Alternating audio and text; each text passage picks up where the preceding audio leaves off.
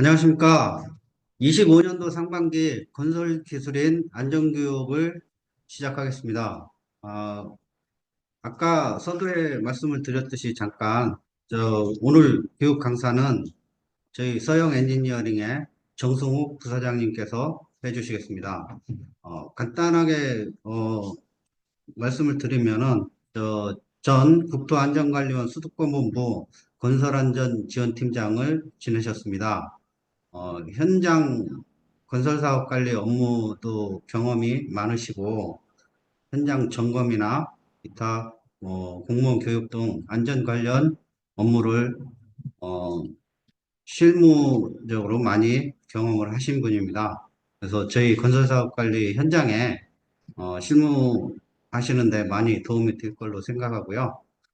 바로 교육을 진행을 하도록 하겠습니다. 저희 정승욱 부사장님이십니다.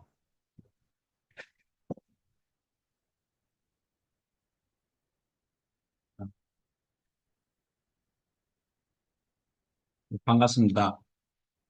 지금 교육 참석하신 이제 단장님이 안 보이는 상태에서 제가 이렇게 강의를 또 하다 보니까 사실 조금 어색하긴 합니다.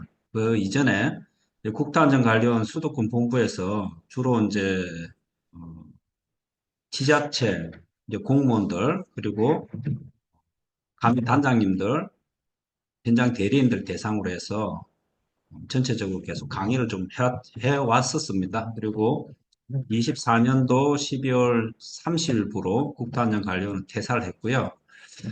그 이전에 이제 한국건설관리공사에서 이제 토목관리팀장을 했었고요. 어, 국토안전관리원 이제 법안 추진, 통합 추진할 때 이제 2년간 처음부터 끝까지 국토안전관리원 이제 설립 추진위원회 이제 간사를 했기 때문에 하면서 안전관리에 대해서 이제 건설 안전에 대해서 좀 처음에 접하게 됐습니다. 그 이전에 제가 이제 93년도 4월 달에 이제 시공사에 입사를 했고, 이제 96년 8월 달에 이제 건설관리공사에 입사를 하면서 한 32년 정도 근무를 한 것 같아요. 그리고 올해 1월 20일부로 이제 서영 엔지니어링에 이제 입사를 했습니다.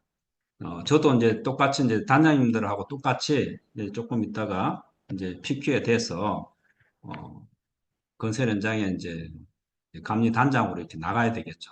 그 이전에 이제 제가 이제 점검도 하고, 교육도 했는데, 실제적으로 이제, 여러 단장님들과 똑같이 저도 이제 점검도 받아야 되고, 사실 그런 부분에 있어가지고는 저 또한 사실은 이제 부담도 되고, 이제 그런 입장입니다. 여하튼 이제 오늘 이제 교육 자체의 목표에 대해서 조금 말씀 좀 드리겠습니다.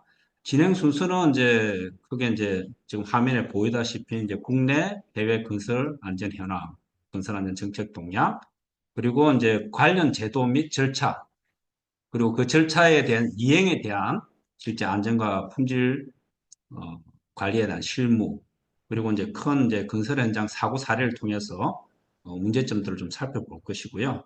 근데 오늘 강의의 실제 가장 큰 목표는 뭐냐 그러면은 제가 이제 일단 이 강의 내용은 이제 원래 3시간짜리입니다. 실제 이제 제가 이제 4월 23일 날 건설 엔지니어링 협회에서 제가 필수 교육 3시간도 지금 좀 잡혀져 있거든요. 근데 이 3시간짜리를 90분에 압축을 해서 이제 말씀을 좀 드릴 거고요. 오늘 사실 강의의 목표는 제가 실제적으로 저 자신도 사실 똑같이 이제 그렇게 경험을 했었고요. 현장에서 공정 추진하고 품질 관리 하다 보면은 건설 안전에 대해서는 사실 잘 몰라요. 저도 이제 건설 안전에 최근 한 5년 전? 이제 그때 건설 안전을 접하면서 건설 안전에 대해서 조금 살펴봤지. 실제 공정 추진하랴, 뭐 품질 관리 이렇게 하랴, 특히 이제 공정 관리죠. 그렇게 하다 보면은 안전에 대해서는 실제적으로 전문적으로 이렇게 좀 보기가 좀 어렵습니다. 그 현장에서 실제적으로 점검을 가다 보면은 뭔가 하긴 해야 되겠고, 그리고 실제적으로 내한테 신상에 이제 문제가 생기기 때문에 걱정은 하는데 큰 틀을, 큰 맥을 좀 잡고 있지 대부분이 잡고 있지 못하는 게 현실입니다. 그래서 오늘 강의의 목표는 큰 건설 안전에 대해서 전체적인 현황, 그리고 어떤 부분들에 대해서 이렇게 좀 맥을 잡아주고, 나머지 이제 그 실무적인 사례는 실질적으로 뭐 다른 어떤 기술 검토를 보시는 단장님의 역량을 봤을 때는 사실 안전관리 계획서 보면은 대부분 이해가 됩니다. 그거는 요 교재도 어떤 이제 PDF로 올려놨으니까 뭐 전체를 출력하셔도 좋고 그때그때 필요한 부분만 출력하셔도 좋고 이제 그렇게 이제 좀 활용을 하시면 좋겠다. 큰 틀을 잡는다. 내가 왜 이걸 해야 되고 어때야 포커스를 잡아야 되는가. 그걸 제가 좀 설명을 좀 드리도록 하겠습니다. 국가안전 관련 영역에 대해서는 조금 넘어가도록 하겠습니다. 제가 이제 93년도에 이제 건설에 이제 발을 이제 들여놨고요. 그때 이제 90년도에 주요 건설 사고에 대해서 한번 좀 살펴보도록 하겠습니다. 91년도에 이제 팔당대교가 붕괴되면서 사망 1명이 발생을 했고요. 그 다음 해에 7월 달에 이제 창선대교가, 남해 창선대교가 이제 공용 중인 대죠. 이게 붕괴가 됩니다. 사망 2명이 발생을 했고, 이게 이제 7월 30일 날 창선대교가 붕괴가 됐고요. 7월 31일 날 신행주 대교가 붕괴가 됐어요. 이게 지금 제 기억 속에서 다 있는 데거든요. 근데 이제 신행주 대교는 다행스럽게 사망자는 없습니다. 그리고 너무 유명하죠. 93년 3월 달에 이제 구포형 열차 전복 사고가 발생을 했고요. 사망자가 78명입니다. 삼성건설에서 이제 공사를 했던 걸로 이제 기억을 하고 있고요. 성수대교 붕괴하면서 무학여고 여학생 포함해서 32명이 이제 사망을 했고, 제가 그 당시에 이제 대구 또 상인동에 제 아파트가 있었는데, 지하철 가스 폭파로 101명이 사망을 했습니다. 그리고 이제 95년 6월 달에 삼풍백화점 사망 502명, 6.25 동란 이후에 단일 사건으로 최대치라 그래요. 근데 요것만 90년도만 이렇게 보면은 국포역 93년도부터 95년 6월 사이에 한 700명 정도가 사망을 해요. 엄청나죠? 그죠? 요런 걸 좀 볼 수가 있고요. 사실 창선대교도 이때가 바르셀로나 올림픽 기간이었어요. 그래서 실제 묻혔어요, 이게 공용 중에. 공용 중에 이제 교량이었는데 그런데 그때 지금의 시각에서 지금의 사회 분위기 속에서 만약에 이게 붕괴가 됐다고 한다면은 아마 전체 점검이 들어갔을 겁니다. 그렇게 보면은 창성대교 요 붕괴에 대한 원인 분석을 정확하게 했다고 하고 조치를 했다 그러면은 94년 10월 달에 성수대교 붕괴는 막을 수 있지 않았을까? 그런 생각이 좀 듭니다. 2000년도에 이제 주요 건설 사고 이렇게 보면은 이천 물류센터 뭐 9명, 황교택지 공사장 붕괴 3명. 10년도에 이렇게 보면은 뭐 쭉 보시다시피 이제 눈에 띄는 건 경주 마운화 리조트. 제가 1년 전에 이쪽에 놀러를 갔었거든요. 그때 10명이 사망을 했습니다. 부산 외대 이제 학생들이 이제 MT 왔다가 10명이 사망하는 사고. 제가 지금 이제 분당에 살고 있는데 판교 한풍구가 붕괴가 돼가지고 16명 사망. 제 어머니가 이제 과거에 살았던 진전업에서 4명. 뭐 이렇습니다. 이렇게 쭉 살펴보면 제 주변에서도 상당히 이렇게 사고가 크게 나고 있다. 이걸 좀 알 수가 있고요. 대충 이렇습니다. 그런데 한 2000년도에 들어와서 이렇게 보면은 이제 주로 주요 사고가, 어, 이제 화재 사고가 좀 많이 일어납니다. 그건 건설 안전이 아니고 산업 안전 쪽이기 때문에 그걸 조금 구분해서 좀 봐야 되고요. 과거에 비해서 이제 사망자가 상당히 줄은 거는 맞습니다. 이 정도 조금 한번 간단히 살펴보았습니다. 국내 해외 이제 건설 안전 현황. 오늘 이제 이 강의가 90분을 하는데, 어, 사실 조금 이제 집중을 해 주신다면은, 어려운 시간 내셨는데, 집중을 해 주신다면은, 결코 이제, 음, 좀 유익한 강의가 되리라고 저는 생각을 합니다. 그래서 끝까지 한번 좀 들어봐 주시고요. 건설 안전 현주소에 대해서 일단 한번 살펴보겠습니다. 전체 산업 대비해서 건설업의 이제 사망 만인율, 만 명당 몇 명이 이제 사망을 하느냐, 4배 정도입니다. 근데 실질적으로 건설업과 다른 산업 이렇게 하면 5배 정도가 건설업에서 사망자가 발생이 높아요. 그리고 OECD 주요 국가 중에서도 가장 높다. 영국의 4배 수준이다. 근데 이게 4배가 아니고요. 실질적으로 이건 공식적인 자료인데, 영국이 18년도에 오른쪽에 이렇게 보시면은, 영국이 사망 만유율이 0.08이잖아요. 근데 19년도에 그 이전도 마찬가지고 영국은 0.034 요 정도 수준에서 유지를 하고 있어요. 그래서 이게 산업안전보건공단에서 나온 공식 자료다 보니까 그대로 썼는데 실제로 10배 정도 차이 납니다. 많이 날 때. 저희보다. 그러니까 1년에 저희가 한 400명 정도 사망을 한다. 그러면은 영국은 40명 정도 사망을 한다. 이렇게 이제 알 수가 있는데 여기서 이제 우리가 그럼 왜 우리나라는 이렇게 사망자가 뭔가 문제가 있는 거죠. 거기에 대해서 제가 원인도 나중에 좀 말씀을 드리고자 합니다. 23년도부터 이제 건설업 사고 사망자를 좀 살펴보면은 전체적으로 한 30% 정도 감소를 했다고 합니다. 어, 17년도에 506명이 23년도에 356명이 되었으니까요. 전체적으로 감소 추세이다. 그런데 이제 전체 산재 사망자 중에 잠시만요.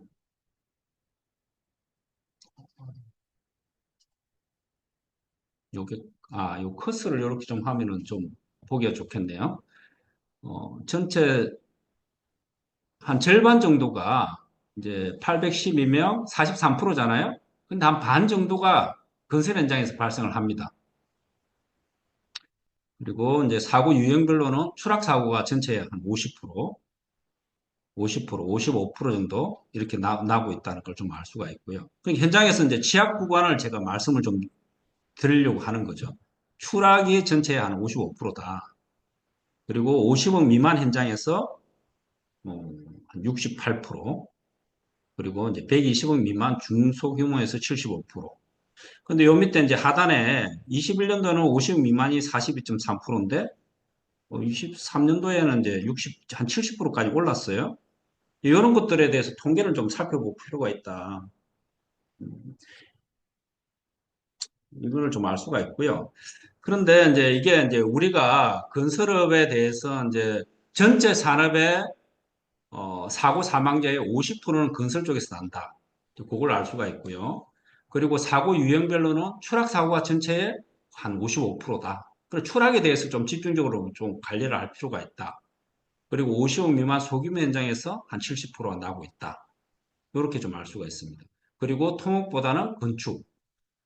사망자의 어떤 연령대로는 60대 이상 이제 노령자가 사고가 전체적으로 한 반 이상이 돼요.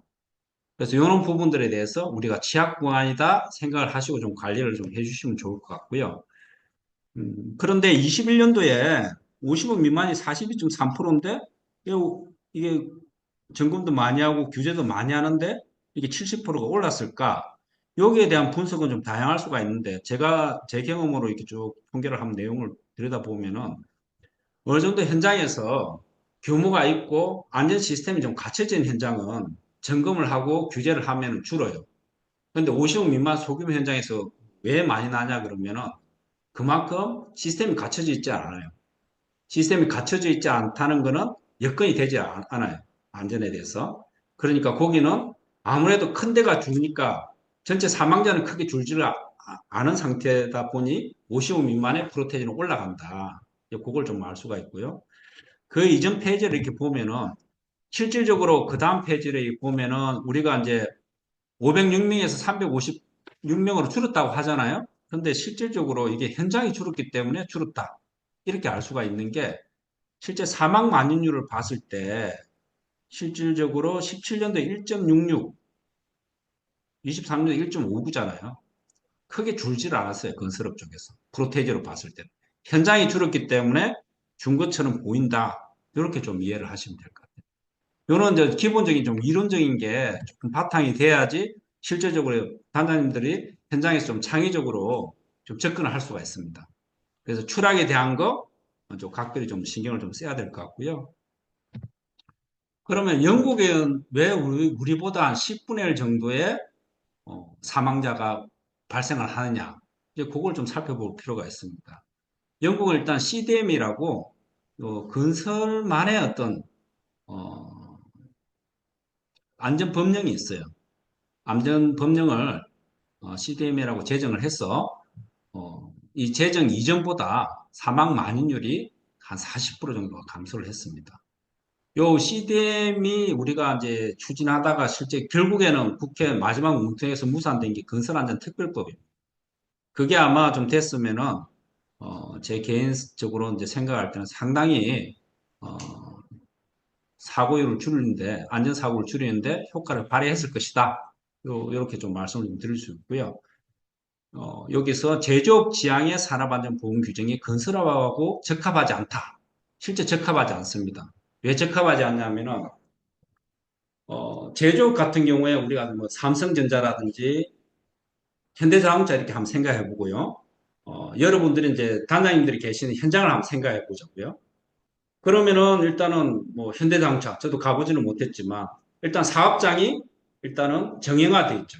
이제 정형화돼 있습니다. 작업장이 어떤 위험 요소가 일정해요. 그리고 이제 근로자들도 대부분 정규직이겠죠.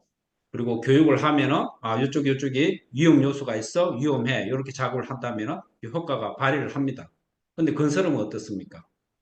작업장이 일단 비정형화돼 있죠. 그 자체가 비정형화돼 있고 공정이 진행되면서 계속 변화합니다. 실질적으로 위험 요소가 바뀐다는 얘기죠. 그리고 작업자들도 잠깐 들어왔다 또 빠져요.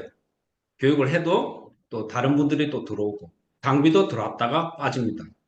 이게 근본적으로 제조업하고 건설은 환경이 틀려요.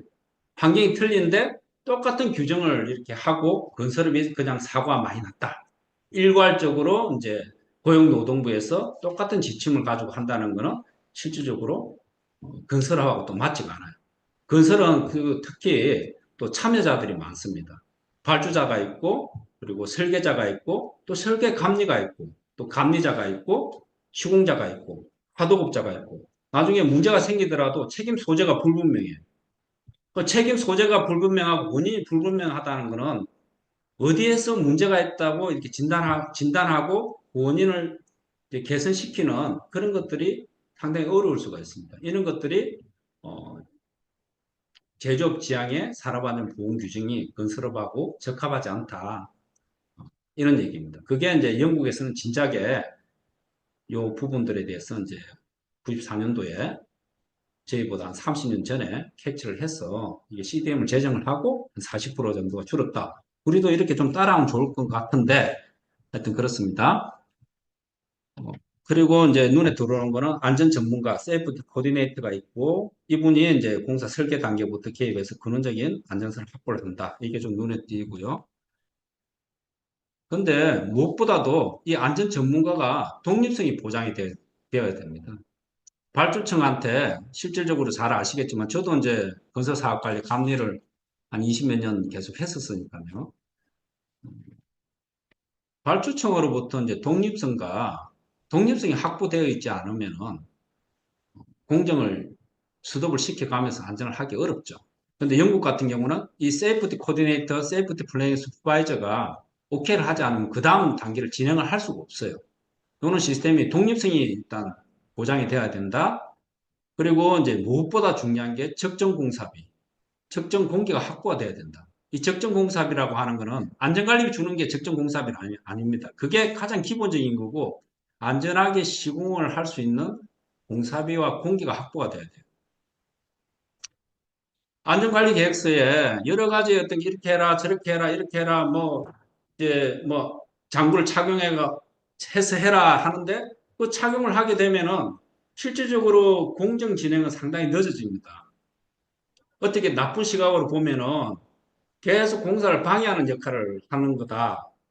효율이 떨어지고 그 작업팀들은 와서 오늘 몇 개를 해야지 어느 정도를 해야지 자기 이윤이 나는데 계속 안전관리자라든지 감리자가 그거를 원칙대로 해 이렇게 했을 때 이윤이 당연히 안 되고 효율이 뭐 30%, 40%, 뭐 심지어 50% 이상 떨어지게 한다면은 결국에는 난 못하겠다 하고 이제 가버리는 그런 현상이 생깁니다. 그래서 발주자가 안전하게 시공할 수 있는 공사비와 공기를 확보를 해줘야 됩니다.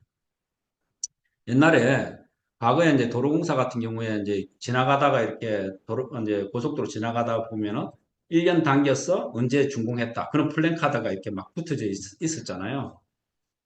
근데 그게 한동안 없어졌어요. 그게 이제 그거 하게 되면 자랑할 게 아니고 사실은 문제가 있는 거죠. 설계를 잘못했거나 어떤 계획 단계에서 문제가 있는 것인데 그렇게 당겨서 했다는 게 자랑할 것이 못 됩니다. 실제적으로 당겨서 한다는 거는 그 속도가 굉장히 중요한데 당겨서 한다는 거는 사고율이 그만큼 높을 수밖에 없어요.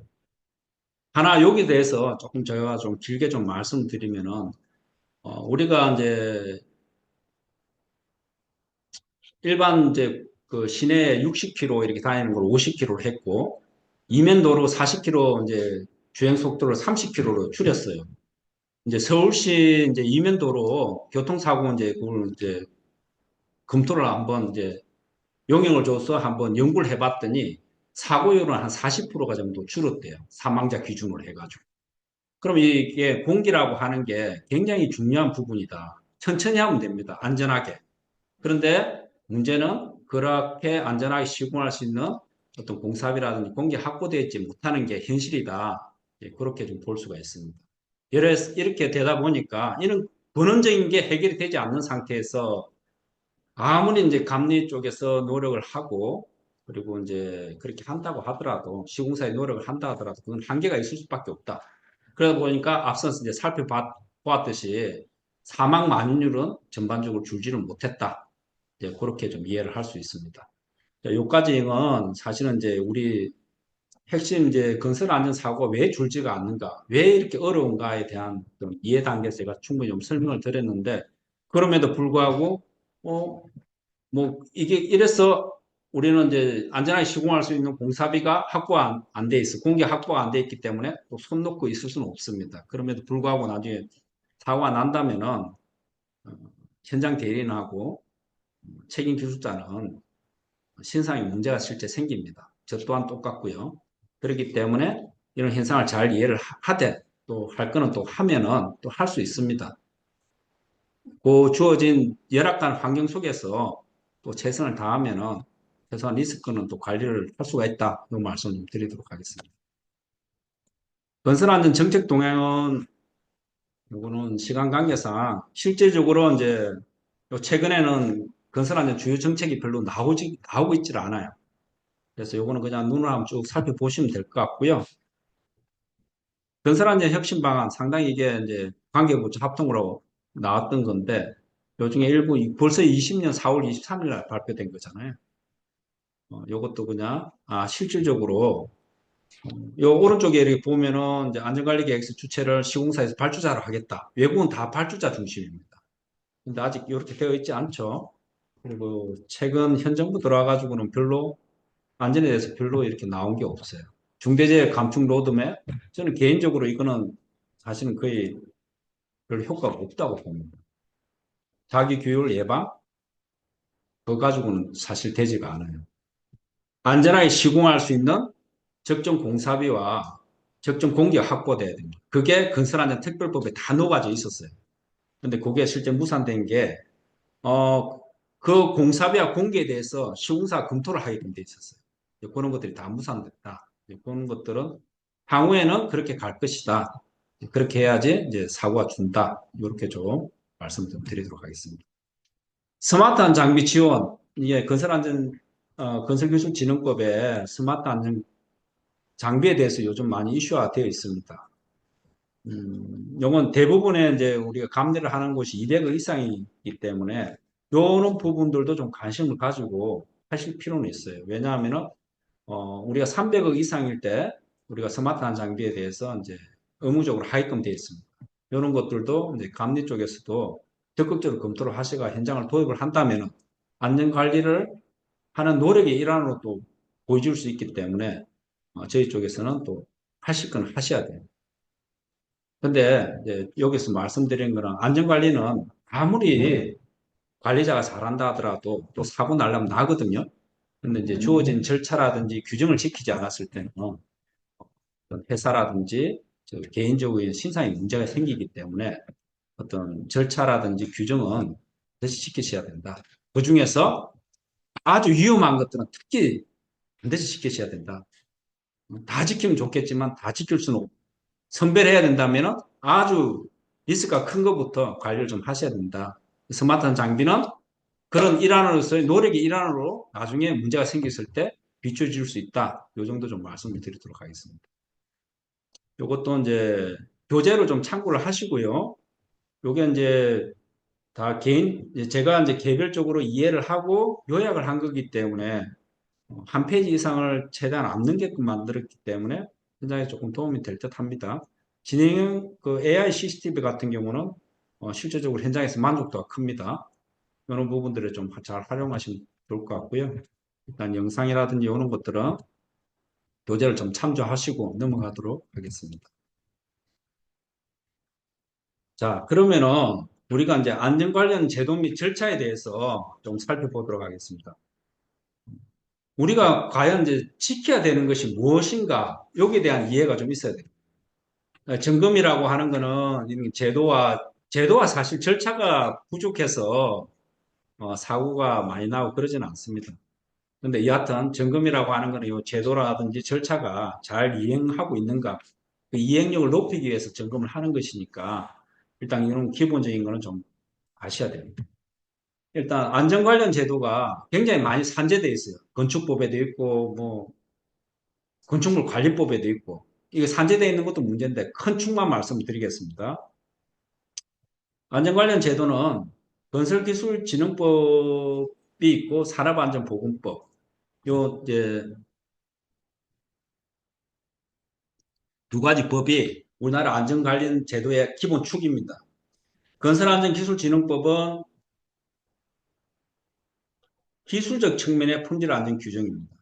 이제 저희가 이제 주로 이제 건설 현장에 저희가 보는 게 건설 안전 건진법이죠, 건진법. 이 부분을 좀 집중적으로 저희가 관리를 하고 있고요. 감리단에서. 그리고 이제 산업안전보건법은 고용노동부 소관입니다. 요거는 산업안전보건법. 요거는 오직 근로자의 작업 안전 규정에 대해서 이렇게 되어 있어요. 요거는 이제 여기 따라서 현장에 안전관리자가 배치가 되어 있고. 그래서 이렇게 이제 조금 구분해서 이해할 필요가 있습니다. 그리고 이제 중대재해처벌법, 이건 규제법이죠. 사업자고 경영 책임자를 이제 문제가 생기면은 중대재해가 생기면은 이제 처벌하는 거기 때문에 실제적으로 현장에 감리단장님하고는 감리단장님은 중대재해처벌법 대상은 아니에요. 이렇게 좀 설명을 좀 드릴 수 있겠습니다. 일단 건진법에 제일 중요한 안전관리 계획 이 부분에 대해서 말씀 좀 드리겠습니다. 요 뒤에도 이제 쭉 설명이 있는데 현장에 어, 가령 대상공사 한번 볼까요? 음, 흙막이 2m 이상의 흙막이 있다. 그러면 무조건 안전관리 계획서 작성해야 됩니다. 작성해야 되고요. 안전관리 계획서가 있다. 그러면은 정기안전점검이 있다. 이렇게 같이 묶어서 이해를 하셔야 돼요. 그리고 흙막이가 있다. 그러면 가설 구조물 안전성 검토를 하셔야 돼요. 요 세 가지는 묶어서 같이 생각을 하셔야 돼요. 요 세 가지를 안 하셨다. 그러면은 2년 이하의 징역, 2천만 원 이하의 벌금입니다. 그리고 벌점도 있어요. 그래서 요거는 반드시 이제 같이 묶어서 좀 생각해 주시기를 좀 말씀을 드리고요. 안전관리 계획서에 대해서 가장 기본적으로 당연히 이제 시공사가 이제 안전관리 계획을 수립을 하고 감리자 검토 확인을 해서 발주청한테 제출을 하게 되면은 발주청에서 1, 2종 시설물 같은 경우에는 국토안전관리원한테 검토를 의뢰를 하고 이제 뭐 3종 그 위에는 민간업체한테 검토를 합니다. 검토 의뢰를 해서 이게 뭐 적정이든 조건부 적정이든 이게 이제 떨어지면은 이제 그 부분에 대해서 이제 시공사 착공을 하게 되는 그런 시스템을 좀 가지고 있어요. 그리고 이제 발주청은 이제 이 검토 결과가 이제 적정하다. 그러면 승인서를 반드시 발급을 해야 됩니다. 그러면 간혹 지자체 같은 경우 잘 몰라서 승인서 발급 안 하는 경우가 있는데 단장님이 이제 관련 규정을 이렇게 보여주고 승인서를 발급해 달라. 이제 그 공문을 받으셔야 돼요. 거기서부터 이제 공사는 속칭 이렇게 말씀드려가지고 조금 요이 땅 할 수가 있는 거예요. 그 이전에 만약에 안전관리 계획서 제출을 했는데 승인서 발급 전에 공사를 하다가 공사를 하시면은 1년 이하의 징역 1천만 원 이하의 벌금이에요. 근데 문제는 그렇게 하다가 혹시 사고가 나게 되면은 그건 문제가 커져요. 어떻게 커지냐 하면은 안전관리 계획서 승인 없이 공사를 진행하다가 사망 사고를 일으키게 했다. 이렇게 이제 스토리가 돼요. 그래 되면은 실제적으로 현장 대리인하고 현장 감리단장님은 사실 굉장히 신상에 문제가 크게 생깁니다. 그래서 반드시 이 승인서를 받고 공사를 해야 되고요. 가령 현장에서 좀 지적되는 게 뭐냐면 조건부 적정이에요. 조건부 적정. 시공사 같은 경우에 구조물 공사라든지 이런 것들 어, 실질적으로 이제 나중에 일단은 이제 파도업체가 정해져야 되니까 왜냐하면 그 부분에 대해서 구조 계산도 들어가야 되고 여러 가지 비용이 들어갑니다. 그래 최초에 이제 안전관리 계획서 제출할 때는 그 부분은 내가 추후에 제출할게 해가 조건 적정을 받아요. 그런데 이제 현장에서 아 이건 본사에 사겠지 하면서 그냥 시간을 그냥 그 관리를 하지 않는 경우 실질적으로 뒤늦게 어, 시공사 본사하고 협력사하고 서로 간에 어떤 뭐 이제 금전적인 그겠죠. 그 계약상에 해가지고 막 줄달리게 하다가 마지막에 타결을 하고 장비는 뭐 며칠 있다가 들어와서 공사를 하겠다고 이제 들어옵니다. 이제 그런 상황에서 조건부 적정을 그 부분에 대해서는 승인을 못 받았는데 실질적으로 어, 공사를 해야 되는 그런 상황이 발생하는 경우가 있어요. 그런 상황이 발생을 해가 공사를 진행을 하잖아요. 그럼 안전관리계획서 승인 없이 공사를 하게 되는 경우가 되는 거죠. 또 그런 상황에서 혹시나 사고가 나게 되면은 그건 앞서 제가 말씀드렸듯이 안전관리계획서 승인 없이 무단 시공하다가 안전사고까지 난 현장이 되기 때문에 그거는 감당할 수가 없어요. 그래서 반드시 요 시간을 충분히 두고 요거 관리를 해 주셔야 돼요. 그리고 실제적으로 어, 국가안전관리원에서 또 민간업체에서 한 20일 정도 안전관리계획 제출하면 20일 정도의 검토기간이 있습니다. 그런데 보통 한두 번 또 수정 보완을 시키기 때문에 한 두 달 정도 이렇게 보시고 충분히 여유를 가지시고 반드시 승인을 받고 승인 안 받고 장비는 들어왔는데 하루에 뭐 몇십만 원이 깨진다, 몇백만 원이 깨진다 그 프레스를 받아가면서 어쩔 수 없이 공사 시키다가 뭐 장비가 전도가 된다든가 그런 사고의 위험을 안으시면 안 된다. 좀 그 말씀을 좀 제가 좀 장황하게 좀 드렸습니다. 요거는 조금 나머지는 좀 읽어보시면 알 수 있을 것 같습니다. 안전관리 계획서는 일단은 반드시 승인을 받아야 된다. 그리고 변경됐을 때도 반드시 승인을 받고 해당 공정을 진행해야 된다. 이렇게 좀 정리를 하겠습니다. 그리고 여기 정기안전점검 상당히 중요합니다. 뒤에서 좀 말씀 좀 드리도록 하겠습니다. 그리고 현장에서 어, 흙막이 지보공이 제일 많으니까 여기를 기준으로 해서 하긴 흙막이 지보공이 있다. 그러면은 가설구조물 구조적 안전성 확인 관계 전문가 확인을 받아야 돼요. 토질 및 기초기술사 확인을 받으셔야 돼요. 근데 현장에 가서 흙막이를 하다 보니까 지작물이 있어서 형태가 좀 변경이 됐다. 그것도 똑같은 플로우를 받으셔야 돼요. 만약에 단장님이 현장 대리 요청에 의해서 요게 시간이 걸리니까 이제 그냥 공사를 진행하신다. 그러면 그만큼 단장님 리스크를 안고 이제 공사를 하신다. 그렇게 생각을 하셔야 됩니다.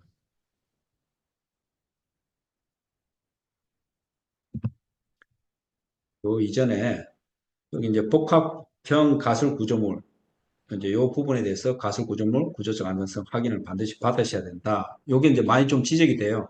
솔저라 그러는데 현장에서. 그리고 소규모 안전관리 계획서는 이제 연면적 1,200 이상의 이제 공동주택이기 때문에 우리 지금 여기 이제 책임감리 하시는 곳은 크게 관련이 없을 듯 해서 넘어가도록 하겠습니다. DFS도 요거는 일단 내용을 살펴보시면은 두 페이지인데요. 살펴보시면은 내용이 이해가 되실 거예요. 요건 이제 간단히 좀 말씀드리면은 안전관리 방안을 사후 대응해서 사전 예방으로 전환했다. 거기서 의의가 있습니다. 요게 이제 안전관리 계획서를 수립해야 되는 건설공사, 발주청 이렇게 나오죠. 그죠? 요거는 발주청은 나오는 건 안전관리 계획서를 수립해야 되는 건설공사 중에서 공공공사입니다. 공공공사일 때는 DFS를 하셔야 됩니다. 요거는 이제 상식선에서 조금 알고 계시면 좋을 듯 하고요. 현장에서 건설 사고가 발생을 했다. 그러면은 6시간 안에 CSI 건설안전관리 종합정보망에 접속을 하셔가지고 일단 신고를 하셔야 돼요. 신고를 하지 않으면은 300만 원 이하의 과태료가 발생을 한다. 그거는 조금 그렇게 이해를 해주시면 좋을 것 같고요. 건설사고 범위는 이제 사망, 그리고 3일 이상의 효율 필요한 부상, 1,000만 원 이상의 재산 피해. 요는 부분들이 발생을 했다 그러면 6시간 이내에 CSI 접속을 해서 시공사한테 이제 지시를 해서 반드시 신고를 하게끔 이렇게 초기 조치를 하셔야 됩니다. 품질 관리 이제 시험에 대해서 이제 말씀을 드리도록 하겠습니다. 대부분 이제 공공공사이시잖아요. 당연히 이제 시공사에서 품질 계획을 수립을 하고 감리 쪽에서 이제 건설사업관리 기술인이 검토 확인을 해서 발주청에서 이제 접수 심사를 해서 결과를 뭐 적정이든 조건부 적정이든 부적정이든 이렇게 승인을 해줍니다. 품질 관리는 실제 벌점이 많이 이렇게 부과가 돼요. 한 개 한 개가. 그래서 현장에서 많이 지적되는 게 품질 시험 계획이 잘못되어 있는 거예요. 품질 시험 계획은 이제 그 건설기술진흥법에 이렇게 보면은 이제 품질 관리 업무 수행 지침이 있습니다. 거기 나와 있는 공종이 우리 현장에 있는 공정과 서로 매치되는 거는 반드시 그게 따라야 돼요. 제일 많이 제가 이제 서울청 이제 벌점심의위원이기도 요즘엔 좀 찾아주질 않는데 이제 민간으로 옮기니까 한 2년간 했습니다. 거기서 많이 지적되는 게 철근 커플링이에요. 철근 커플링이 이제 원터치 커플링 자체는 그 변형률 자체가 만족을 못해요. 거기에 대해서 많이 지적이 됩니다. 또 시험을 하지 않거나 또 엉터리를 하거나 거기서 좀 많이 지적이 되니까 품질 시험 계획은 일단은 제대로 수립돼야 돼요.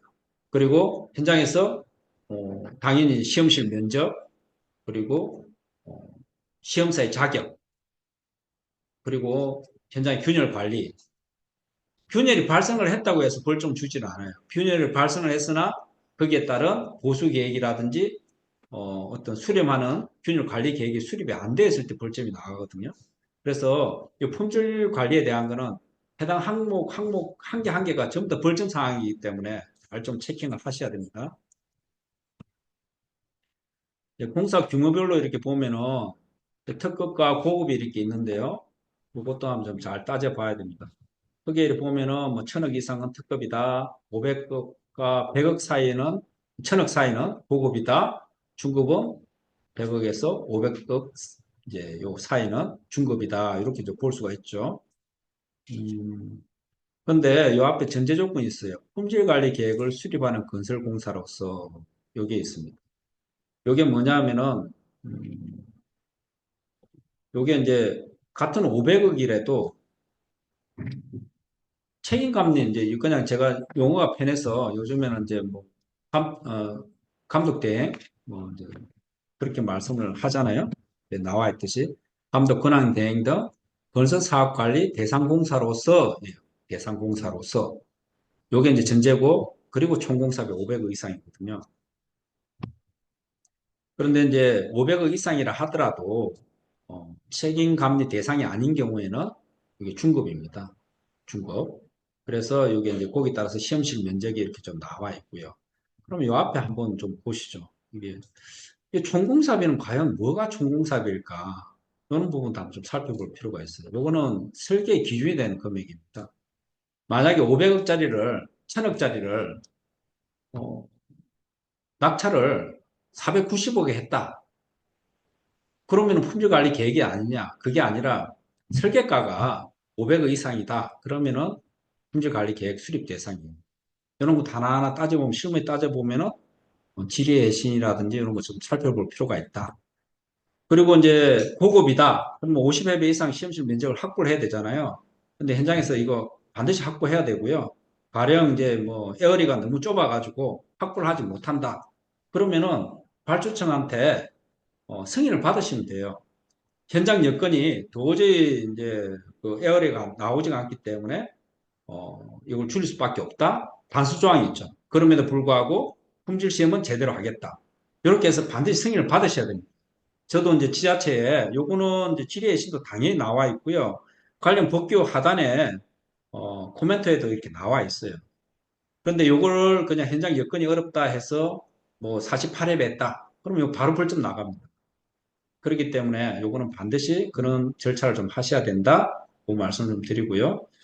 그리고 이제 재작년 12월부로 해가지고 품질관리자 배치 기준이 강화됐어요.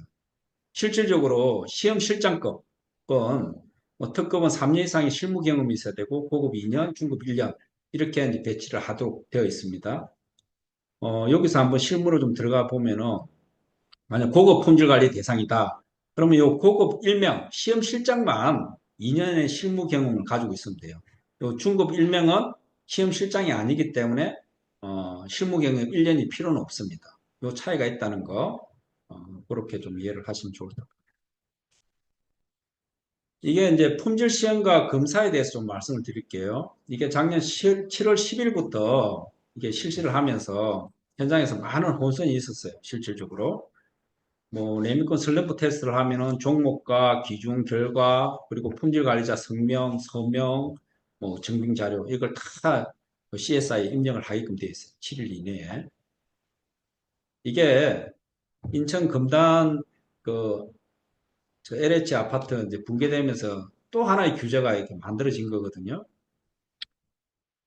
어떤 여건을 만들어주지 않고 자꾸 이렇게 규제를 하니까 현장에서 관리하기는 점점 어려워집니다.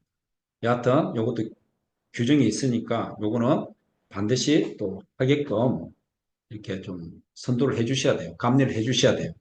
그래서 이 부분에 대해서는 좀 간단하게 좀 설명을 말씀드렸고요. 자, 이제 산업안전보건법에 대해서 말씀을 드리겠습니다. 사실은 산업안전보건법은 현장 대리인이 하나의 사업주 대행자로 봐요. 그런데 과거에는 이제 감리 쪽에서는 조금 멀어져 있었는데 요즘에는 이 부분도 좀 이해를 하셔야 됩니다. 안전관리자 이제 선임할 때 120억 이상일 때 토목공사업은 150억 이상일 때는 안전관리자 선임해야 돼요. 이 안전관리자는 전담 안전관리자예요. 오직 안전관리만 해야 돼요. 겸임해서는 절대 안 됩니다. 특히 요즘에 이제 안전에 대해서 이슈화가 많이 되어 있기 때문에 이 부분에 대해서는 공무가 뭐 하고 있거나 이 안전관리자가 또 다른 일 뭐 신호수를 하고 있거나 하면 안 돼요. 전담 안전관리자 반드시 선임해야 되고요. 120을 기준으로 해서 그 미만은 재해방 전문 지도기관의 기술 지도를 받는다. 그리고 요 120, 요 구간이 재해방 전문 지도 기관의 기술 지도만 받으니까 뭔가 조금 약하다. 그래서 요 50억과 120억 사이는 이제 안전관리자를 추가로 선임하게끔 시행령이 되어 있어요. 요거는 이제 뭐냐면은 전담이 아니어도 돼요. 겸임이 가능한 안전관리자. 혹시나 뭐 감리 대상 중에서 이 부분은 이 구간은 좀 없을 듯한데요. 혹시 50억 이상, 그러니까 120억 사이는 재해예방 전문지도기관의 기술지도 받으셔야 되고 안전관리자는 겸임이 가능한 안전관리자 배치하시면 된다. 이 정도로 이해를 하시면 될 것 같습니다. 요거는 일단 교재로 이제 가름하고 넘어가도록 하겠습니다. 위해위험 방지 계획서. 위해위험 방지 계획서는 이게 이제 음, 산업법이 나와 있는 거죠. 위해위험 방지 계획서하고 안전관리 계획서는 사실 유사합니다. 이게 통합해서 작성 가능하기 때문에 이 정도 좀 상식으로 조금 알고 계시면 좋을 듯 하고요. 이걸 일단 시공사에서 그렇게 제출할 거니까 그냥 알고 계시면 좋을 듯 해요. 자, 현장에서 시스템 동발이 부재가 있다, 강간 비교형 부재가 있다. 이거는 의무 안전 인정을 받으신 가설 기자재를 쓰셔야 돼요. 그 내용입니다. 추락 및 낙하물 방지망이 있다. 이거 KCS 의무 안전 인정 받으시는 가설 기자를 쓰셔야 된다. 이런 것들이 안 돼 있는 상태에서 사고가 나게 되면은 다 그게 현장 대리인하고 감리자한테 그 문제가 돼요. 그래서 이런 것들은 특히 추락에 대한 부분들은 반드시 지키셔야 된다. 이게 이제 아까 말씀드렸듯이 전체 사고의 55%는 추락이거든요. 그래서 이런 부분들은 좀 관리 대상이죠. 그죠? 이렇게 좀 이해를 하시면 좋을 듯 합니다. 지금 벌써 이제 45분 정도 말씀을 드렸는데요. 조금 더 빨리 이렇게 말씀을 좀 드려야 될 것 같네요. 안전관리비 대상에 대해서 조금 알고 계셔야 돼요. 아시는 이제 단장님도 많이 계시고요. 한데, 산안법은 우리가 많이 익숙해서 오른쪽에 있는 산안법을 알고 계시고요. 건진법에 의한 것이 이렇게 있습니다. 이거는 이제 건진법은 공사 목적물 및 공사장 주변의 안전을 확보하기 위해서 건진법에 의한 안전관리비를 이제 태우는 거고요. 직접 공사비에 항목이 반영이 되어 있다. 그건 뒤에 조금 설명을 추가로 하겠습니다. 건진법에 대한 안전관리비는 그럼 뭐냐? 안전관리 계획서 작성비. 당연히 그 내역에 타져 있어야 됩니다. 그리고 안전관리 계획서가 있으면은 제가 이제 앞서 말씀드렸듯이 안전점검, 정기 안전점검, 초기 안전점검 비용 당연히 들어가 있어야 됩니다. 그리고 가설 구조물 안전성 검토. 여기 이제 비계 같은 경우는 부속율사 도장을 받아야 되고요. 뭐 흙마이 같은 경우는 토질 및 기술사 도장을 받아야 돼요. 요 세 가지는 반드시 묶어서 생각을 해 주셔야 되고요. 그리고 현장에 갔는데 뭐 지하 매설물이 있다, 주변 지역에 어떤 좀 개척을 해야 되겠다, 뭐 임시 방호 시설이 필요하다, 이런 비용들, 그리고 통행 안전 관리, 뭐 AI CCTV 이런 것도 안전 모니터링비에 사용을 할 수가 있습니다. 이런 거 이제 사용할 수 있다. 근데 문제는 이제 문제가 있죠. 발주청에서 이제 예산이 없으니까 요렇게 안전관리 계획서, 안전점검, 가설 구조물 안전성 검토 요거는 좀 기본적으로 반영을 하는데 실제적으로 요거는 예산 관계상 반영을 안 해주는 경우도 있더라고요. 현장을 점검을 가보면은. 그래서 실질적으로 혹시나 국토안전관리원이라든지 이런 게 오면은 아직까지 계도 기간이기 때문에 언제까지 계도를 할지 모르겠으나 오히려 이제 발주청 감독이 이야기를 해줘요. 지적해주고 가라. 그걸 근거로 해가 설계 변경을 하겠다고. 예, 본청에 올려서 그런 걸 좀 잘 활용하셔도 됩니다. 실질적으로 요런 부분들은 시공사에 올려오면은 주어진 여건상에서 적극적으로 검토를 해서 반영을 해야 돼요. 이게 안 돼 있는 상태에서 나중에 문제 생기면 그게 책임질자한테 문제가 돌아오거든요. 자, 산안법은 요건 뭐 너무나 잘 아시니까 기본적으로 요런 이제 설명을 요 보시면 다 아실 것 같고요. 다만 기술 지도 과거에는 재해방 전문 지도 기관의 기술 지도비를 시공사에서 계약을 하다 보니까 시공사 갑이잖아요. 이게 좀 문제가 있다 해서 22년 8월 18일부터 계약 체결 주체를 발주자로 변경을 했어요. 발주청이 계약을 해요. 그거는 이제 뭐 많이 지금 알려져 있기 때문에 발주청에서도 잘 아시리라 생각하지만 또 우리 감리단에서도 알고 계셔야 되죠. 이게 뭐 건진법에 안전관리비 있고 산안법에 안전관리비 있으니까 사실 되게 좀 그래요. 그런데 이제 산안법에 대한 안전관리비는 오직 근로자의 보호 목적이다. 그래서 뭐 주로 이게 이 자료는 건축 쪽에 사고가 많이 나다 보니까 50억 미만의 건축 쪽에서 많이 나다 보니 건축 쪽으로 좀 포커스가 맞춰져 있어요. 그래서 이 수직 보호망, 낙하물 방지망 이건 근로자 보호 목적이잖아요. 그래서 요거는 이제 산안법이다.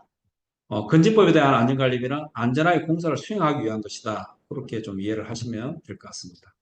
요, 교통신호수 굉장히 중요합니다. 교통신호수의 역할은 실질적으로 굉장히, 한 사람의 안전관리자 역할을 하고, 그럼에도 불구하고, 현장에 이렇게 가보면은,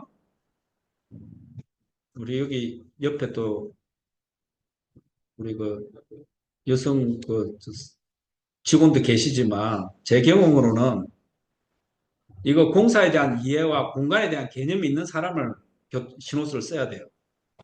그러지 않고 현대건설 이런 데 가면은 그냥 주변에 있는 아주머니들이 이렇게 하는데 그거는 DNA 자체가 제 개인 사견이지만 공간 개념이 좀 떨어져요. 여성이 아무래도 남자보다. 그래서 그렇게 좀 쓰시면 안 된다. 그리고 교통신호수가 사고 나는 경우가 되게 많아요. 사망자가 되게 많아요. 별도로 교육도 없어요. 그거는. 8시간 보통인무 교육만 받으면 되거든요. 그것도 문제점 중에 큰 문제점 중에 하나거든요. 그래서 현장에서 교통신호수는 조금 잘 하시는 분을 쓰셔야 돼요. 실질적으로. 그렇게 좀 유도를 해 주시면 좋겠습니다. 자, 안전점검. 여기 이제, 뭐, 벌점 상당히 많이 나가는 겁니다. 정기 안전점검. 요거는 이제 안전관리 계획서가 있다 그러면 정기 안전점검이 있어요. 그래서 그 다음 페이지를 이렇게 보면은 뭐 현장이 교량이다, 교량공사다 그러면은 가시설 공사 및 기초공사 시공시 콘크리트 타설 전에 한번 해야 되고 뭐 2차 하부공사 시 뭐 이렇게 되어 있습니다. 근데 문제가 뭐냐 그러면은 이게 이제 보통 이제 요 점검업체하고 시공사하고 계속 이제 서로 소통을 하면서 언제 와달라 이렇게 하는데 점검을 하고 바로 보고서가 안 나와요. 최소한 보름 정도? 근데 한 일주일 안에는 일단은 메일로 보내줍니다. 그러면은 그 결과 나올 때까지 콘크리트 안 치고 스톱하고 있을 수가 없어요, 현장에서. 그럼 매미걸 탓을 합니다. 그때 딱 나가서 이제 점검을 했을 때, 아니, 확인을 받지 않고 공사를 하게 된 꼴이 되는 거죠. 그래서 실제 벌점이 나간 사례가 있어요. 그래서 실질적으로 시공사 같은 경우는 벌점 3점 또는 2천만 원 이하의 벌금, 2년 이하의 징역이에요. 그게 이제 처벌이 그게 더 세다 그래가지고 관할 경찰서한테 이제 고발 조치가 돼요. 서울청에서. 그런데 실제 시공사는 이제 벌금 한 200만 원, 300만 원 받고 끝이 나는데 감리사는 벌점 3점 받습니다.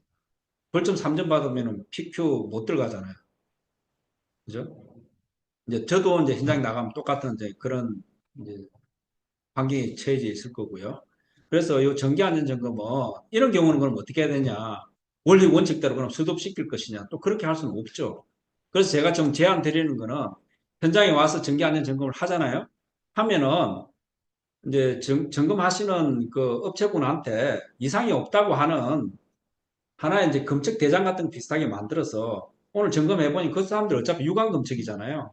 이상이 없다. 본 보고서는 다음 주 수요일까지 줄게. 이렇게 하나 좀 적어 놓으시라는 거죠. 그렇게 하면은 우리가 내미권 수급 문제라든지 뭐 파로제라든지 이런 것 때문에 콘크리트 안 칠 수가 없다. 본 보고서는 이렇게 확인은 받았다. 본 보고서 나중에 준다고 하더라. 이렇게 한다고 한다면은 아주 이상한 점검자가 아닌 이상은 이거는 나중에 소명이 된다. 그리고 하나 팁을 좀 말씀을 드리면은 벌점에 대해서 하나 말씀드릴게요. 벌점은 일단 벌점이 부과되면은 가령 제가 이제 경험한 현대건설 점검을 하잖아요. 그럼 오전에 가서 지적을 해요. 그러면 오후에 점심 먹고 오면은 조처가 됐다고 사진을 가져와요. 원인 행위를 없애버리는 거예요. 즉시. 그러면은 저 확인서도 못 적어요. 그리고 확인서를 설령 적었다 하더라도 벌점이 부과된다고 하더라도 최대한 빨리 원인을 없애야 돼요. 그러면 그게 법원에서 나중에 소송 보통 들어가거든요. 그럼 법원에서 보는 건 또 다릅니다. 대법원 판례도 그렇고. 그게 이제 어, 일반 점검자가 보는 거하고 기술자들이 판단하는 거하고 법원에서 판단하는 거는 최종적으로 행정 처분 이전에 그 원인 행위가 조치가 되었으면 벌점을 부과하지 못하게끔 되어 있어요. 그 판례가 그래요. 그래서 최대한 빨리 그 원인 행위를 없애라. 확인서 받기 이전에 없애든지 확인서를 적었다 하더라도 없애야지 그게 이제 되는 거지. 아유, 나 이미 벌점 받았으니까 어쩔 수 없어. 인정하고 지나가서는 안 된다. 요건 하나 좀 팁으로 알고 계시면 대단히 좋을 것 같습니다. 이 부분에 대해서는 정기 안전점검, 초기 안전점검. 초기 안전점검은 공사 준공 단계에서 유지 관리를 위해서 초기치 잡는 점검이에요. 이 두 개는 설계서에 반영이 되어 있어야 되고 정밀 안전점검은 정기 안전점검에 문제가 있을 때 정밀하게 안전점검을 하는 비용이기 때문에 그 귀책 사유가 누구한테 있느냐, 발주청한테 있느냐, 설계자한테 있느냐, 시공자한테 있느냐에 따라서 이 비용을 그쪽에서 부담을 해야 된다. 그 차이가 조금 있습니다. 그리고 자체 안전점검 굉장히 중요합니다. 시공사 이제 현장 대리인은 자체 안전점검 매일 하게끔 되어 있어요. 감리단도 그거를 계속 같이 합동으로 점검을 해 주셔야 돼요. 이 정도는 좀 말씀을 드리는데, 자, 안전관리 계획서하고 안전점검, 그리고 요 뒤에 현장 안전교육 예시가 나오죠. 이게 산안법에 있는 거, 건진법에 있는 거, 제 나름대로 현장에서 발생하는 거 조금 예시를 적어 놨는데, 뭐 더 추가가 될 수도 있어요. 제가 다 이해를 못할 수도 있고, 대충 이렇게 된다. 현장 안전교육. 다시 안전관리계획서, 안전점검, 안전교육. 이 세 개는 항상 저도 이제 2009년도에 중수항공사하면서 제 현장에서 사망사고 발생을 했거든요. 그런데 이제 다행이 아니죠. 이제 사람이 죽으려고 그러면은 그 시설물 뜯고 이제 추락을 한 건데, 다행스럽게 그 계구부에 위해형 방지 계획서대로 그 합판 12mm의 못질이 되어 있었어요.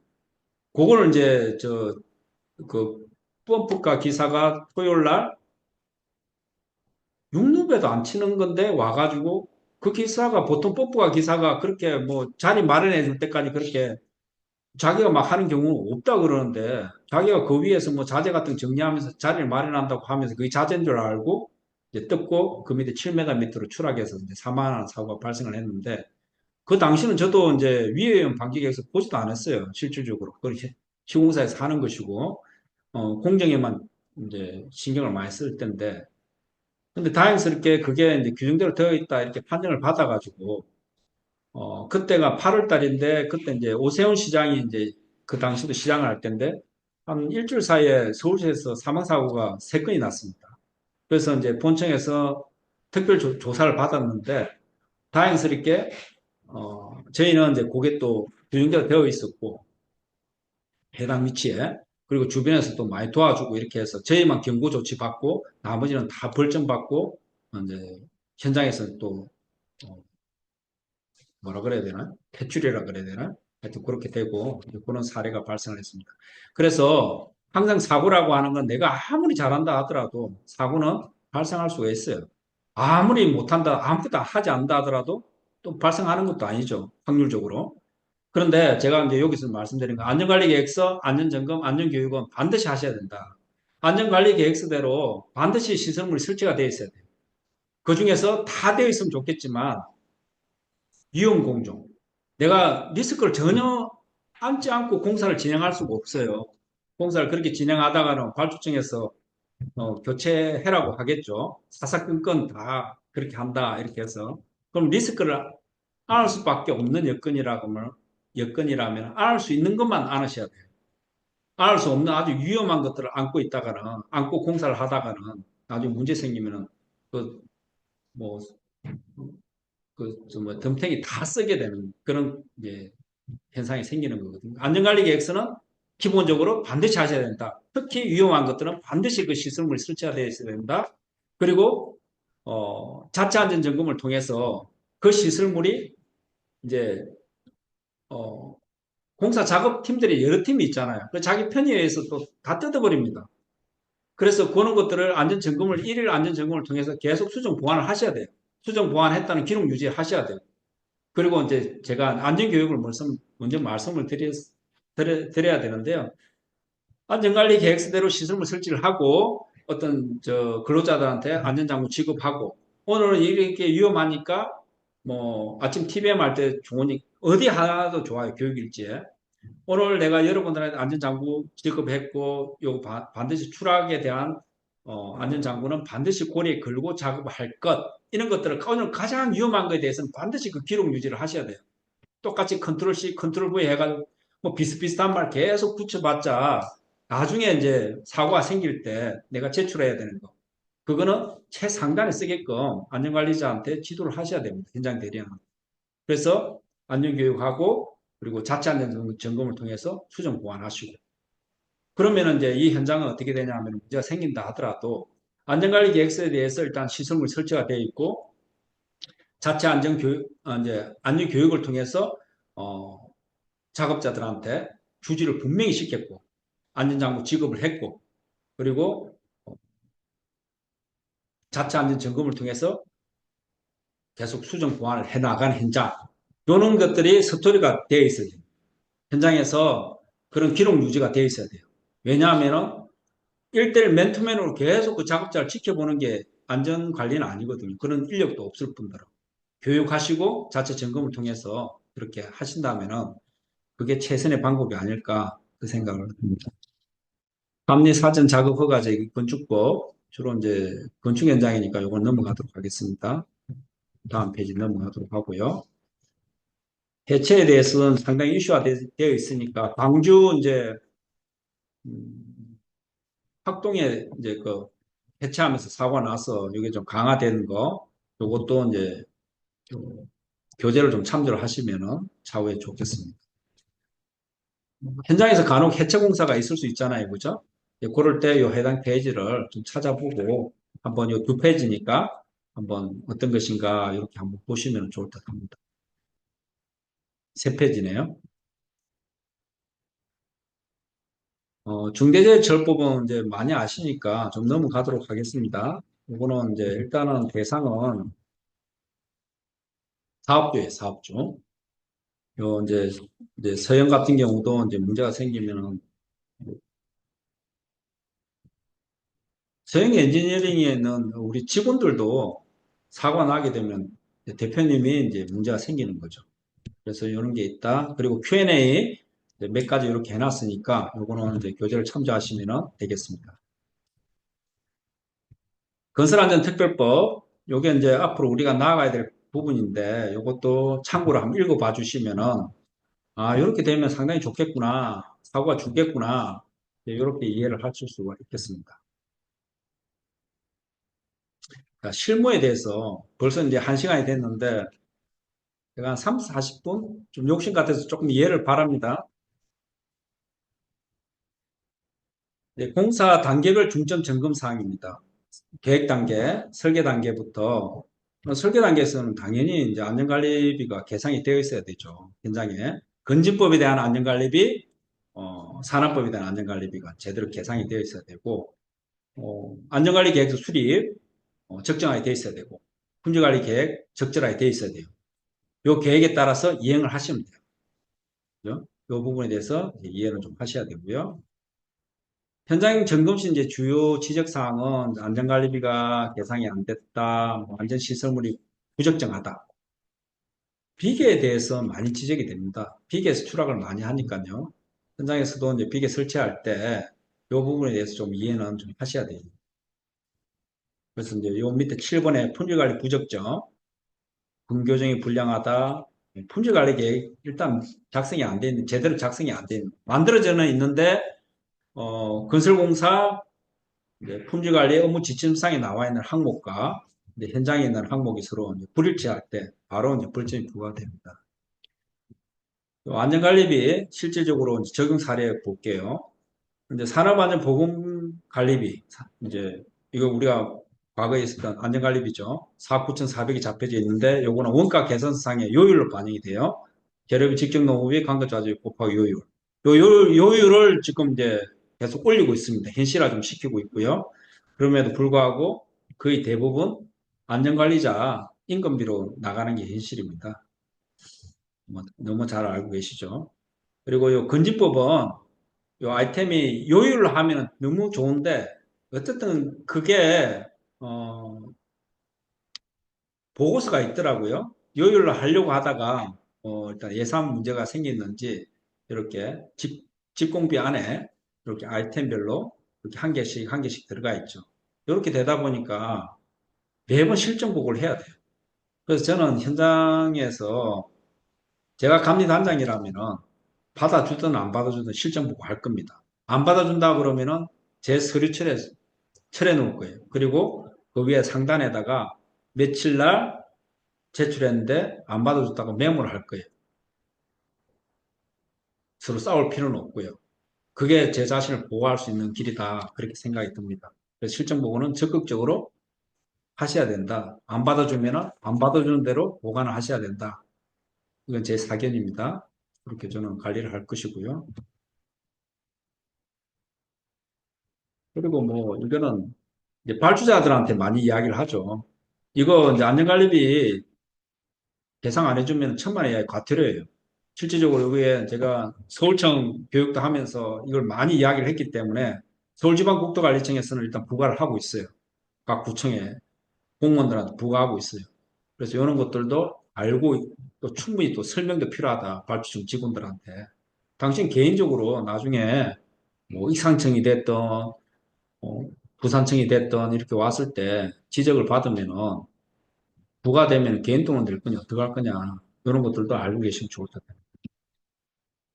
비계에 대한 거는 밑에 이제 제가 치마부터 밑에 이제 기초부터 밑동잡이, 방어선반, 뭐 난간대 이렇게 쭉 설명을 해놨어요. 요건 한번 읽어보시고 저도 비계에 대해서 잘 몰랐거든요. 근데 한번 요게 이제 요 최소한 기본적인 거는 이해를 하셔야 됩니다. 요게 장선이라는 게 있죠. 장선에 대해서 이제 단장님 알고 계시는 분도 있고 모르시는 분들이 훨씬 많은 것 같아요. 요게 이제 일단 세로제가 비계 기둥이고 요 긴 게 띠장이에요. 그리고 여기 요쪽에 이제 가로제 중에서 작은 거 요게 이제 장선이라고 합니다. 요 장선이 상당히 사실 중요해요. 왜냐하면은 작업 발판에 힘을 받는 곳이. 그래서 왜 이게 조금 이해를 하셔야 되냐면 현장에서 클램프를 보통 하시는데 클램프를 하다가 클램프 좀 부족해서인지 반생을 하는 경우가 있어요. 똑같은 반생을 하더라도 힘을 받는 장선 부위에는 반생을 하시면 안 된다. 힘을 받는 부분이기 때문에 반생을 한번 늘어지면 그냥 다시 쪼지 않으면 복구는 안 되잖아요. 덜컹덜컹거리면서 문제가 생길 수 있으니 또 끊어지면 어떡할 겁니까? 바로 추락입니다. 그래서 요 가세에 대한 요 부분 신경 쓰셔야 되고 가세 요거는 점검 오면은 요 가세가 있느니 없느니 요거 계속 점검하거든요. 그래서 요 부분들은 요 항목은 최소한의 항목을 적어놨기 때문에 비계는 또 브라켓 비계가 있거나 31m 이상이면은 반드시 가설 구조물 구조적 안전성 검토를 부주기술사한테 받으셔야 돼요. 변경했을 때 똑같고 그래서 이 부분은 또 좀 잘 이해를 하셔야 됩니다. 요 사고 하나 보여드릴게요.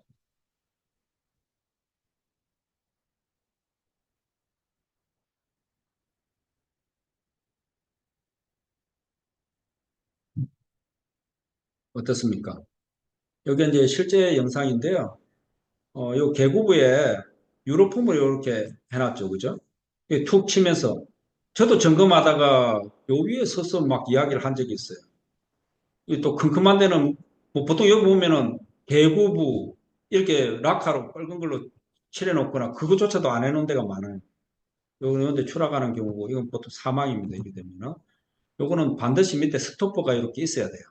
스토퍼가 있어야 되고 이런 규정에 의해서 해놔야지 이렇게 추락하게 되면은 이게 일단 안전관리 계획서상에 대로 시설물 설치가 안 되어 있잖아요. 안 되어 있고 그렇기 때문에 이거는 감리단장님하고 현장 대리인은 바로 이제 문제가 생기죠. 이렇게 되면은.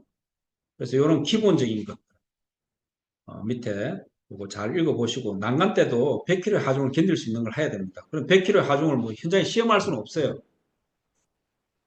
그냥 일단 똑같은 하더라도 느슨한 줄로 하시면 안 된다는 거예요.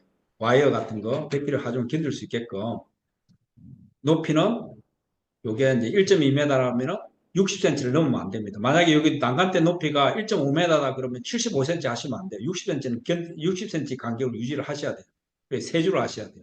이런 건 좀 기본적으로 알고 계시면 좋을 것 같아요. 자, 요것도 한번 볼까요?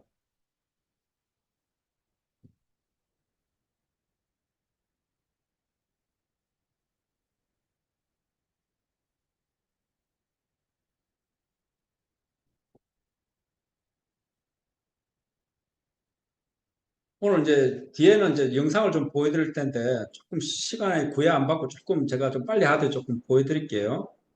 요거는 뭐가 문제냐면 여기 중간 난간대가 없어서 이런 문제가 생긴 겁니다. 중간 난간대. 요게 지금 보니까 이게 한 120cm 정도 될 것 같기도 하고 좀 넘을 것 같기도 해요. 그런데 요 중간에 중간 난간대가 이렇게 설치가 되어 있다면은 이런 사고는 안 났을 거예요. 그래서 이런 것들이 되게 중요하다. 그래서 계속 이제 이것들이 이제 반복이 됩니다. 요것들은 요건 이제 한 페이지씩 살펴보시면 될 것 같고요. 요것도 유사합니다. 읽어보시면 다 이해되는 부분들이고요.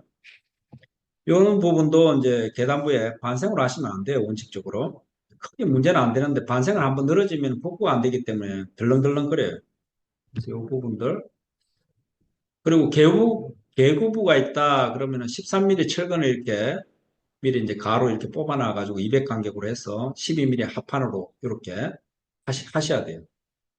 근데 이건 이제 건축물 현장이기 때문에 근데 뭐 이렇게 이제 참고로 엘리베이터실에 보면은 얘 이제 비계 요 텐션만 갖고 이렇게 고정하는 경우가 있어요. 이건 빠지면 바로 죽잖아요. 바로 추락이면 바로 사망이잖아요. 굉장히 위험하잖아요.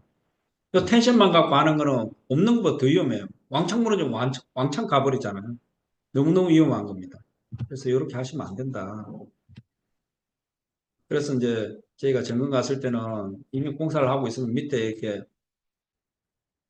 이렇게 이제 강목이라도 좀 대라. 이렇게 좀 임시 조치를 하고 못지를 해라. 이렇게 오는데 실질적으로 그렇게 했어도 나중에 저희가 점검할 때 그렇게 하고 하면 나중에 문제 생기면은 점검자도 사실은 나중에 점검자 물고 점검자가 괜찮다고 하더라. 막 이렇게 가기도 하거든요. 그래서 이거는 상식적으로 조금 이 방어선반 주출입구에서는 이렇게 위에서 뭐가 떨어질 수 있기 때문에 이 방어선반이 있어야 된다. 뭐 안전관리 계획서상에 다 있을 겁니다. 이런 부분이 있으면은. 그리고 이제 철골 작업할 때, 교량 같은데, 그런데 이제 우리 안전대 2m 이상의 작업할 때는 안전대 지급이 돼야 되고요. 부착 설비가 이렇게 있어야 돼요. 2m 이상. 그렇게 해서 요거는 좀 참고를 하시면 될 것 같고요. 또 영상 한번 볼까요?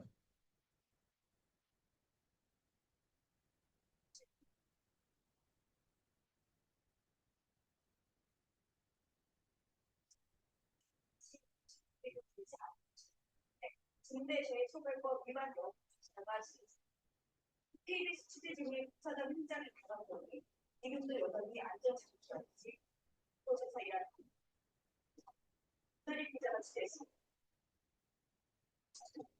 인천의 한 25m 도시 구조를 위해서 국가가 바꿨습니다. 실제적으로 이제 철골 구조물에서 추락해서 사망을 많이 합니다.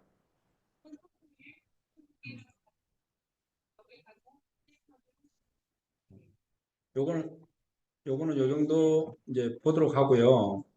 이게 이제 음, 이게 중간에 추락 방호망들이 다 있어야 되는데 제가 이제 점검한 현장에서 이제 사망사고를 한 현장인데 중간에 추락 방호망을 설치를 안 하고 공사를 해요. 왜냐하면은 또 자재들이 왔다 갔다 해야 되기 때문에 모든 안전은 작업 공정 측면에서는 그 효율을 떨어뜨리게 해요. 그런데 이 추락은 굉장히 이어지면 사망으로 이어지기 때문에 반드시 하셔야 된다. 그리고 실질적으로 잠깐 계속 이제 안전대 부착 설비에 그걸 하고 있다가 저기 잠깐 볼팅하고 점심 먹으러 가야지 하다가 잠깐 그때는 이제 뭐 저분이 잠깐 갔다 오면서 추락해서 그렇게 사망하는 경우가 많거든요. 그래서 그런 부분들 좀 잘 챙기셔야 됩니다.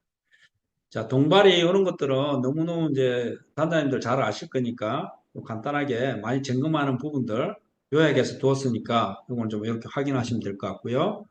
요 구조적 안전성 다 흙막이도 받으셔야 돼요. 여기 이제 스티프너 보강 요거 많이 봅니다. 근데 요 상부는 또 돼 있는데 하부는 또 안 돼 있는 경우가 많아요. 그리고 요즘에 이제 또 이제 이 기성 제품 이렇게 이제 가지고 이렇게 설치를 하는데 또 하부는 또 설치를 하면 뚝 떨어지는 경우가 있기 때문에 하부가 안 돼 있는 경우가 많아요. 그리고 과골착하는 경우가 많습니다. 과골착도 과골착을 하지 않으면은 저도 현장에 있어서 너무 잘 알지만 너무너무 공사하기 어렵죠.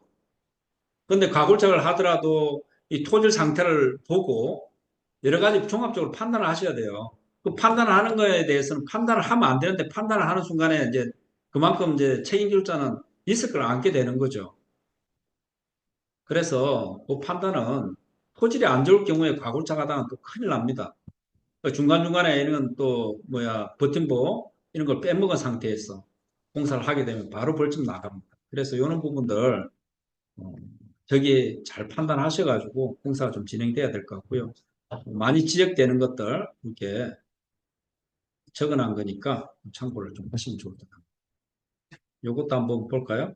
이게 제목이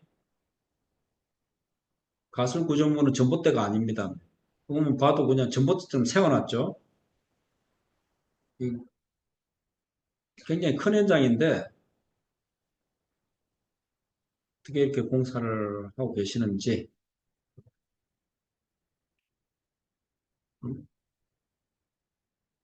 이런 사고가 납니다. 타워 크레인 요거 이제 관련 규정에 의해서 많이 강화됐기 때문에 이건 건축에 주로 많이 일어나기 때문에 이것도 한번 좀 참고를 하시면 좋을 것 같고요. 요거 한번 볼까요? 우리가 이제 요 다음 페이지 이거 볼게요. 제가 이제 이것도 건축 현장에 토목에도 이거 씁니다. 요렇게 되어 있으면은 일단은 이게 상당히 지금 불안정해 보이잖아요. 이게 슬링 벨트도 상당히 낡았고 이게 확 틀어지면은 여기 3분의 1 지점이 딱 정확하게 되어 있었는데 확 틀어지면은 요 밑에 있는 사람은 큰일 납니다. 여기 사람 일단 다니면 안 되고 얘가 이렇게 해서도 안 되죠. 이게 이제 요 영상은 보통 이제 강당에 살 때는 잘 안 보여줍니다. 좀 약간 조금 끔찍하기도 하고 요 비계도 잘못되어 있어요. 구조금도 이렇게 이게 공간이 없다 보니까 이렇게 한 건데 이 구조금도 안 받으면 다 지적사항입니다. 바로 사망이죠. 한순간입니다. 제가 이제 KCM에서 20몇 년간 근무했는데 KCM의 그 단장님 중에 한 분도 추진할 때 그 상부에 계시다가 그대로 매몰됐어요. 그분을 제가 책감 면접할 때 잠깐 뵌 적도 있는데 우리 기술자 저기 단장님이라 해서 그걸 비껴갈 수가 없어요. 실질적으로 이런 것들 이런 걸 보는 눈들이 좀 있어야 돼요. 요 밑에 이렇게 하면 안 되고 일단은 요 밑에 또 사람 다니서도 안 되고 신호수 있어야 돼요. 넘어가도록 하겠습니다. 이제 좀 빠르게 넘어가겠습니다. 요 품질 관리는 요거는 이제 아까 제가 계속 말씀드렸듯이 요거는 이제 교재를 좀 참조하시면 될 것 같아요. 요 밑에 이제 콘크리트 타설 계획서 뭐 인천 쪽에 갔다. 저는 이제 균열 관리 대장을 꼭 봅니다. 왜냐하면 염분에 의해서 철근에 부식들이 많이 생길 수가 있기 때문에 저는 이제 그런 데는 꼭 과거에서는 봤었거든요. 그래서 이런 것들 좀 참고를 하셔가지고 요 핵심적인 사항이니까 좀 잘 챙겨 보시길 바랍니다. 자, 좋은 사례도 한번 볼까요? 음, 요거 이제 야광 낙하예요. 밑에 뭐 지하 구조물이 있거나 뭐 저는 상수도 쪽이기 때문에 이런 구조물도 많이 있기 때문에 야광 낙하 돈 얼마 하지 않아요. 상당히 시인성을 높일 수가 있고 이런 현장은 꼭 사고보다도 이런 현장 같은 경우는 음, 현장 대리인이라든지 책임 감리원이 이렇게 좀 신경을 많이 쓴다. 깨끗한 현장이다. 일단 깨끗하잖아요. 그럼 사고율이 많이 떨어집니다. 요것도 일단 추락할 곳이 없어요. 이거는 참조를 하시면 될 것 같고 이거는 이제 여기는 이제 오른쪽에 여기는 사망사고가 난 현장이에요. 사망사고 난 현장을 저희가 점검을 갔더니 진짜 FM대로 한다고 이제 현장 대리인하고 감리자님이 이제 상당히 걱정을 하고 있죠. 제대로 한다고 또 A형 사다리 아웃드리거 하고 뭐 이렇게 장비하고 2인 1조, 2인 1조 작업 안 하죠. 2인 1조 작업하는 경우는 잘 없죠. A형 사다리 자체가 그런데 이게 현실하고 좀 맞지가 않는데 근데 현실하고 안 맞다고 이렇게 생각하시지 마시고 사실 이렇게 돈을 주면 돼요. 직접 공사비에 반영이 안 돼 있어요. 그런데 여기도 놓치는 게 있죠. 아까 제가 말씀드렸잖아요. 2m 이상일 때는 안전대 부착 설비가 없잖아요. 이게 이제 한다고 해도 계속 어떤 기본적인 어떤 그런 게 좀 약하면 놓쳐요. 한다고 해도. 그리고 요 사진은 뭐냐 그러면은 요 사이에 이제 여기 띠장이죠. 여기 안전대 부착 설비를 겸해가지고 이렇게 작업을 해라고 이쪽에 이제 외장 공사할 때 해라고 하는데 저한테 만약에 여기 부착하고 작업해라 그래도 저도 이렇게 부착을 안 할 것 같아요. 또 옆에 옮기면 또 해야 되고 또 해야 되고. 그럼 한번 우리도 한번 생각을 해봐야 되는 거예요. 어떻게 하면 저 사람들이 저걸 할 수 있을까? 그 저도 로프를 생각했는데 로프가 이렇게 되어 있더라고요. 이렇게 하면은 요 부착 설비를 좀 하면서 할 수 있지 않을까? 작업자들도. 그리고 이게 작업 동선도 상당히 중요한데 이렇게 삥 둘러가가지고 이렇게 만들어 놓으면 누가 글로 돌아가겠어요? 제 자신도 힘든데 제가 만약에 근로자라 하더라도 그런 식으로 시각을 본다면은 작업 공간도 마련해주고 작업 동선도 이렇게 사이에 해주고 이렇게 해야 된다. 그래서 항상 안전관리 계획서는 기본이 돼 항상 이렇게 내가 저렇게 해서 사고가 날까 그런 시각으로 좀 봐주시면 좋을 것 같아요. 안전관리 계획서 다 있지는 않습니다. 여기 요 사이에 많이 떨어져 가지고 추락해요. 여기 안전망을 쪽망이라 그러는데 설치해라 그러는데 쪽망 또 설치해 놓으면 자재 왔다 갔다 한다 다 뜯어버려요. 그런데 이렇게 좋은 재료, 요즘에 이제 그 박람회, 건설안전 박람회 같은 데 가면은 이렇게 돈 얼마 하지 않는, 이거 8,700원 한다는데, 이렇게 기성 제품이 나와 있어요. 이런 것도 좀 관심을 가지고, 물론 이제 토목 현장에 그렇게 많이, 근데 비계 쓰는 데는 이런 게 또 있을 수 있겠죠. 이렇게 좀 한다면은 상당히 좋지 않을까. 그리고 작은 현장이지만 밑에 4m까지 하는, 이거는 이제 책에도 안 나와 있는데, 작은 현장이라 해서 관심을 가지면 이렇게도 하시더라. 너무너무 잘하는 현장이죠. 연세도 좀 있으신 분인데, 이쪽에 추락 많이 해요. 계단부에서. 여기 안전 그 관리 계획서 잘 안 나와 있는데, 제가 이 소장님한테 뭐라도 현장에서 각재를 이용해서 해라 했는데, 다음에 어떻게 우연히 이 현장을 가게 되는데, 이 소장님이 너무 과도하게 이렇게 해놨죠. 그죠? 이렇게, 실제 이쪽에 추락하면은 크게 사고 나잖아요. 그런 시각을 좀 가져주십사. 여기 보통 안 합니다. 올라갈 때. 이쪽 되어 있죠. 그런데 또 이쪽에는 안 되어 있죠. 그죠? 이렇게 120cm, 6cm. 그죠? 요 발끝막이판 이렇게 하나 기성 제품 있으면 좋겠죠. 그런 시각으로 좀 봐주셔야 된다. 요거는 이제 DL 현장이니까 대림이니까 좀 잘 되어 있는 현장이죠. 요 다 이제 사람이 다니는 곳은 청청이 추락 보호망이 이렇게 있어야 돼요. 아니면은 아예 사람이 못 다니게 폐쇄를 하든지 그렇게 있어야 됩니다. 안전대 부착 설비 있어야 되고요. 그리고 요즘에 이제 안전보험 규정에 이제 이게 상당히 강화가 많이 됐어요. DL 현장인데 요게 한번 풍암하고 연암 정도 사이인 것 같아요. 근데 일단 이 기울기가 상당히 급해요. 요게 요 최근에 이걸 많이 완화하게끔 돼 있어요. 옛날에 이제 풍암 같은 경우는 경암 같은 경우 1대 0.3, 풍암은 연암은 1대 0.5, 그리고 풍암 1대 0.7이 어, 풍암 1대 0.5, 아니 경암 1대 0.5, 연암 풍암 1대 1로 다 완화시켜 놨어요. 그래서 이것도 설계 변경해서 하셔야 됩니다. 이렇게 돼야 돼요. 이렇게. 요거는 이렇게 만들 수는 없고 제가 사진을 이렇게 쭉 늘렸어요. 늘렸기 때문에 이런 형태가 나오는데 이거는 제가 봐서 크게 문제는 될 것 같지 않다. 제가 그 리스크를 안고 점검해서 넘어간 상황입니다. 그래서 일단 이렇게 설계 변경 하셔야 된다.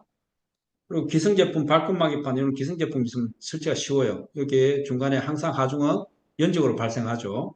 그래서 여기에 이목 같은 경우도 기성제품. 이런 거 할 때는 저기 뭐야 양중함을 쓰셔야 돼요. 이거 들어 올리다가 또 와르르 무너지면 그 밑에 있는 작업자들 맞으면 다 사망입니다. 그래서 이런 양중함을 쓰시라 그렇게 좀 말씀을 드립니다. 이건 잘 되어 있는 현장인데 일단 시간 관계상 근데 요 전에 요 작은 현장인데 이건 이제 굉장히 소장님이 창의적으로 하신 거예요. 이 겨울이었는데 일단 요 바깥에 다 이렇게 비닐로 이렇게 막아놨어요. 일단 현장 안이 따뜻해요. 작업자들이 좀 편안하게 작업을 할 수 있다. 그리고 외부로 이렇게 통로가 이렇게 나갈 수가 없잖아요. 뜯고. 그러니까 정해진 길로 다닌다. 요 아웃드리그 있고 현장 일단 자체가 깨끗하잖아요. 어디에 추락할 곳이 없어요. 현장에 따라서 저희가 이제 과거에 저희가 정동을 나가다 보면은 현장 사무실이 깨끗한데 현장이 지저분한 곳이 잘 없어요. 근데 현장 사무실이 지저분하고 정신이 하나도 없는데 현장이 깨끗한 경우는 또 잘 없더라고요.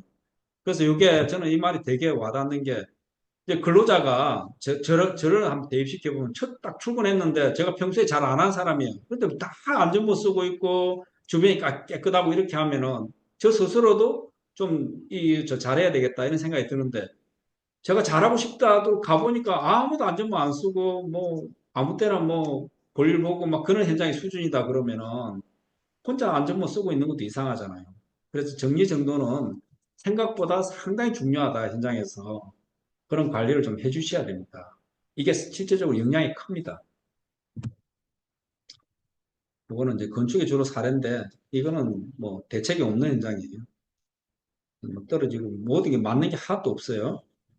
일단 넘어가도록 하겠습니다. 이건 뭐 이렇게 하면 여기 쪽에 뚝 떨어지면 사망이죠.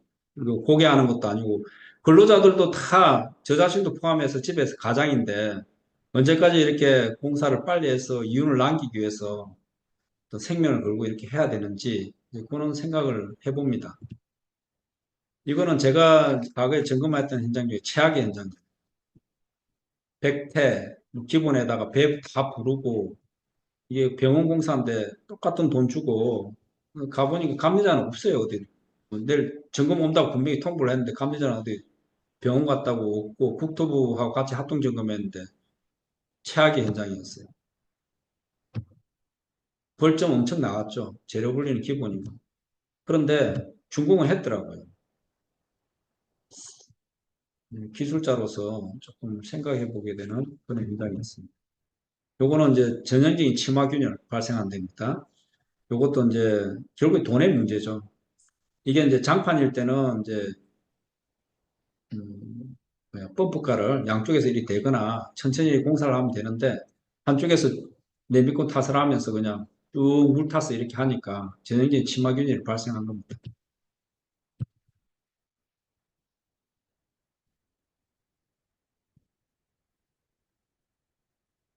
그럼 시간을 조금 더 좀 주십시오. 제가 좀 천천히 설명하다 보니까 요거는 이제 보강동백이죠, 그죠? 여기 막 작업자들 다녀요. 국토안전관리원 직원들도 막 다녀요. 직원들이. 우리 과거의 직원들이. 근데 이 기술적인 어떤, 이게 안전관리자예요. 근데 이게 보강동백은 요 스트립이 어떤 저그 역할을 하는 건데 여기 막 굴착을 하고 있어요. 그러면 얘는 그냥 넘어올 수밖에 없거든요. 이 기술자가 이렇게 보지 못하면은 이렇게 위험한 공간을 이렇게 다니고 있는 겁니다. 그래서 이런 것들은 기술자적 측면에서 지도 관리를 해주셔야 된다. 아무 개념이 없는 거죠. 몰라서 이렇게 하는 거죠. 이렇게 이제 추리를 통제하거나 해야 된다. 큰 사고로 이어지는 거죠. 요건 이제 시간 관계상 넘어가도록 하겠습니다. 이런 것도 이게 뭐가 문제일까요? 이게 캔틸레버잖아요. 여기 이제 하중을 받고 있는 거예요. 요 밑에다가 이렇게 해야죠. 똑같은 라인에. 이런 것들도 기술적 측면에서 우리가 이제 안전을 좀 바라봐야 된다. 그 말씀을 드리고자. 요거는 제가 일본 그냥 개인적으로 놀러 갔을 때 비계 상태예요. 일단 거기 가서 놀란 거는 굉장히 정밀하더라. 그냥 견학 간 게 아니고 또 출하할 곳이 없잖아요. 동네 그냥 아침에 한 바퀴 돌아보니까 이렇게 돼 있어요. 뭔가 잘 돼 있죠, 그죠?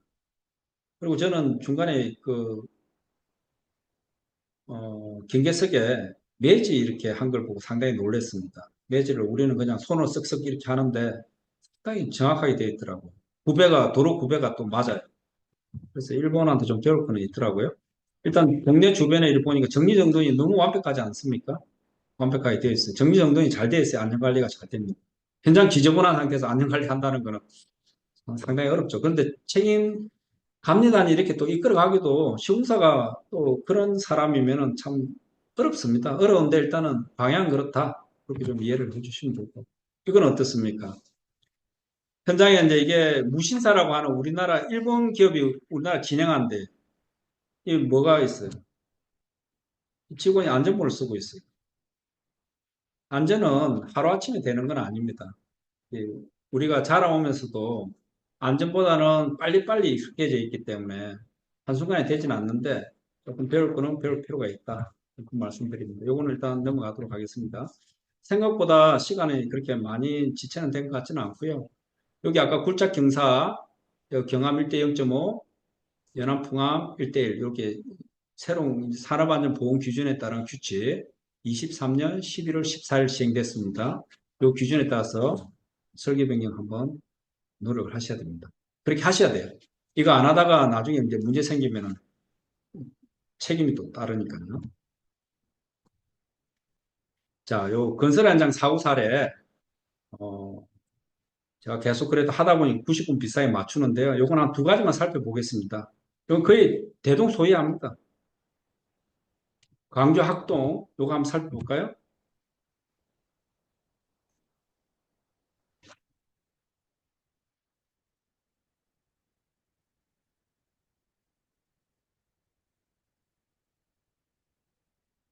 현대산업개발에서 이제 두 건의 큰 걸 터뜨렸죠.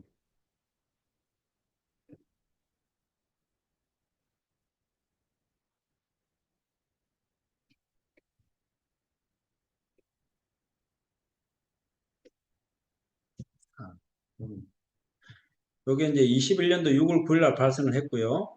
음, 보시다시피 이제 버스 중장을 덮쳤죠. 그래서 이제 구조물이 도로변으로 전도돼서 시민 9명이 사망을 했어요. 엄청나게 큰 겁니다. 요 원인에 대해서 한번 살펴보겠습니다. 요게 이제 여기 이제 구조물인데 우리가 토목에서 그냥 이게 L형 옹벽이다 이렇게 생각하면 좋을 것 같아요. 근데 요 밑에 지하층이 있어요. 그 성토를 한 10m 한 거예요. 그 옆에 이제 또 도로변이 있으니까 살수를 계속 했겠죠. 살수를 계속 했어요. 10m 정도 하니까 이제 자동은 더 커졌죠. 유동성도 커지고 밑에가 폭삭 꺼져버렸어요. 폭삭 꺼지니까 얘 유동성 큰 놈이 밑에 접판이 꺼져버린 거죠. 탁 치니까 이 껍데기만 있는 거잖아요. 넘어간 거죠. 원인은 그겁니다.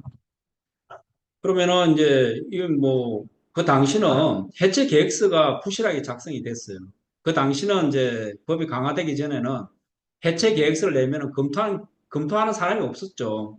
구청 공무원이 뭐 그걸 다 검토를 할 수 없는 거고 그냥 제출하면은 그냥 오케이 하는 이제 그런 시스템이 좀 제도적으로 좀 문제가 있었다.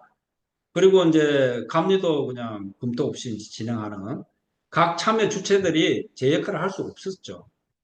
그리고 이제 재개발 조합이 이제 발주자죠. 시행자죠. 어, 한솔기업이라고 이제 그냥 명시를 해서 이제 원청사 통제권 안에 있지는 못했어요. 그래서 이런 것들이 전체적으로 이렇게 큰 사고로 이어지게 되는. 그래서 원인이 뭘까요? 원인은 제도적인 문제와 각 참여 주체별로 시공사, 이제 하도 전문은 건설업체, 그리고 이제 원청사, 감리자, 이제 발주자 다 문제가 있는 거죠. 그래서 이게 문제가 생긴 겁니다. 감리만의 문제는 아니에요. 근데 자꾸 감리 쪽으로 이제 이야기를 하고 있습니다. 요 광주 화정 아이파크, 요것도 사실은 굉장히 시사하는 바가 커요. 22년 이제 1월 11일 날 39층에서 16개 층이 와라락 무너졌어요. 그래서 근로자 6명이 사망을 한 큰 사고입니다. 한번 볼까요?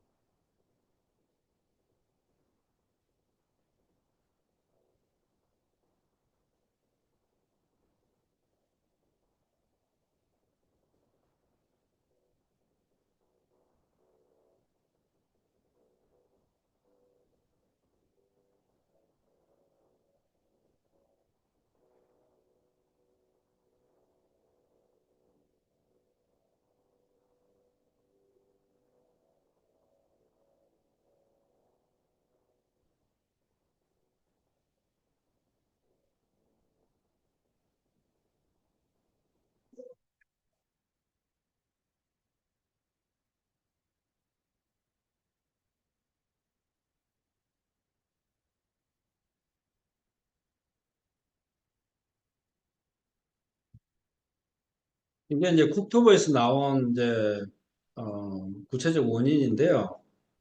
이게 제가 한 두세 달 전인가 대형 이제 건축 학회에 가서 패널로 제가 참석을 해서 그때 이제 현대산업개발 그리고 LH 이제 그 사고 난 금단 그거 다 참석을 해서 제가 이제 같이 이제 토론을 한 적이 있는데요.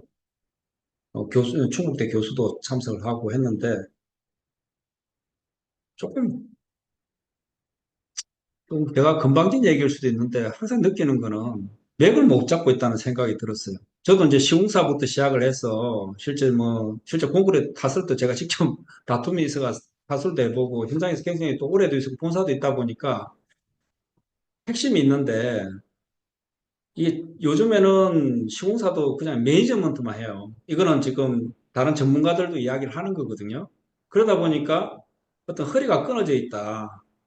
그리고 이제 감리에 대한 처우 이런 것들도 모르다 보니까 뭐 감리만 뭐 잡으면 된다. 그런 얘기도 하고. 그래서 많이 좀 답답하기도 하고 그런 얘기를 좀 많이 국토부한테도 자료를 줄 수 있는 건 주고 이렇게 저 나름대로는 했는데 왜냐하면 저도 감리 쪽에 한 20몇 년 있었기 때문에 항상 이제 현장을 가더라도 어, 감리단의 처우라든지 그쪽에 마음이 많이 갑니다. 제 자신도 어쨌든 다시 돌아왔고 이 부분에 대해서 제가 말씀을 좀 드릴게요.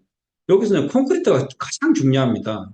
여기 뒤에 있는 시공방법 무단 변경 동반 임의 철거는 이거는 제가 볼 때는 허상이에요. 왜냐하면은 이 콘크리트 품질 관리가 이게 동절기 때 저도 처음에 그 생각을 했어요. 현장에 점검 가면서 이런 사고가 났다 했기 때문에 이제 겨울철이기 때문에 이 양생이 제대로 안 됐겠구나. 그리고 초고층이기 때문에 바람이 이제 콘크리트는 지약이잖아요. 바람이 많이 불었기 때문에 발현이 안 됐겠구나. 빵은 이제 발효인데 콘크리트는 강도가 발현이 안 됐겠구나. 이런 생각을 했습니다. 그리고 제 경험적으로는 실제적으로 레미콘은 대부분 KS이기 때문에 그 KS 그 시험실 값이 어떤 제대로 안 나오는 경우는 그렇게 많지가 않아요. 현장에서 그걸 어째 반제품을 가져서 어떻게 타선하냐가 이제 강도의 큰 핵심 포커스인데 강도 발현에 강도가 전체적으로 60%밖에 안 나와요. 설계 기준 강도 240에 대해서 이제 85%까지 우리 허용하거든요. 그러니까 20.4메가파스칼. 전부 다 거의 다 밑에 있잖아요. 그러면은 동절기 콘크리트 양생 부실 이렇게 적어놔서 그런가 보다 했는데 자세히 보면은 39층일 때 11.7메가파스칼이 나왔는데 24층 칠 때도 14.2메가파스칼밖에 안 나와요. 이건 동절기뿐만 아니라 동절기 아닌 기간에도 양생이 제대로 안 됐다는 겁니다.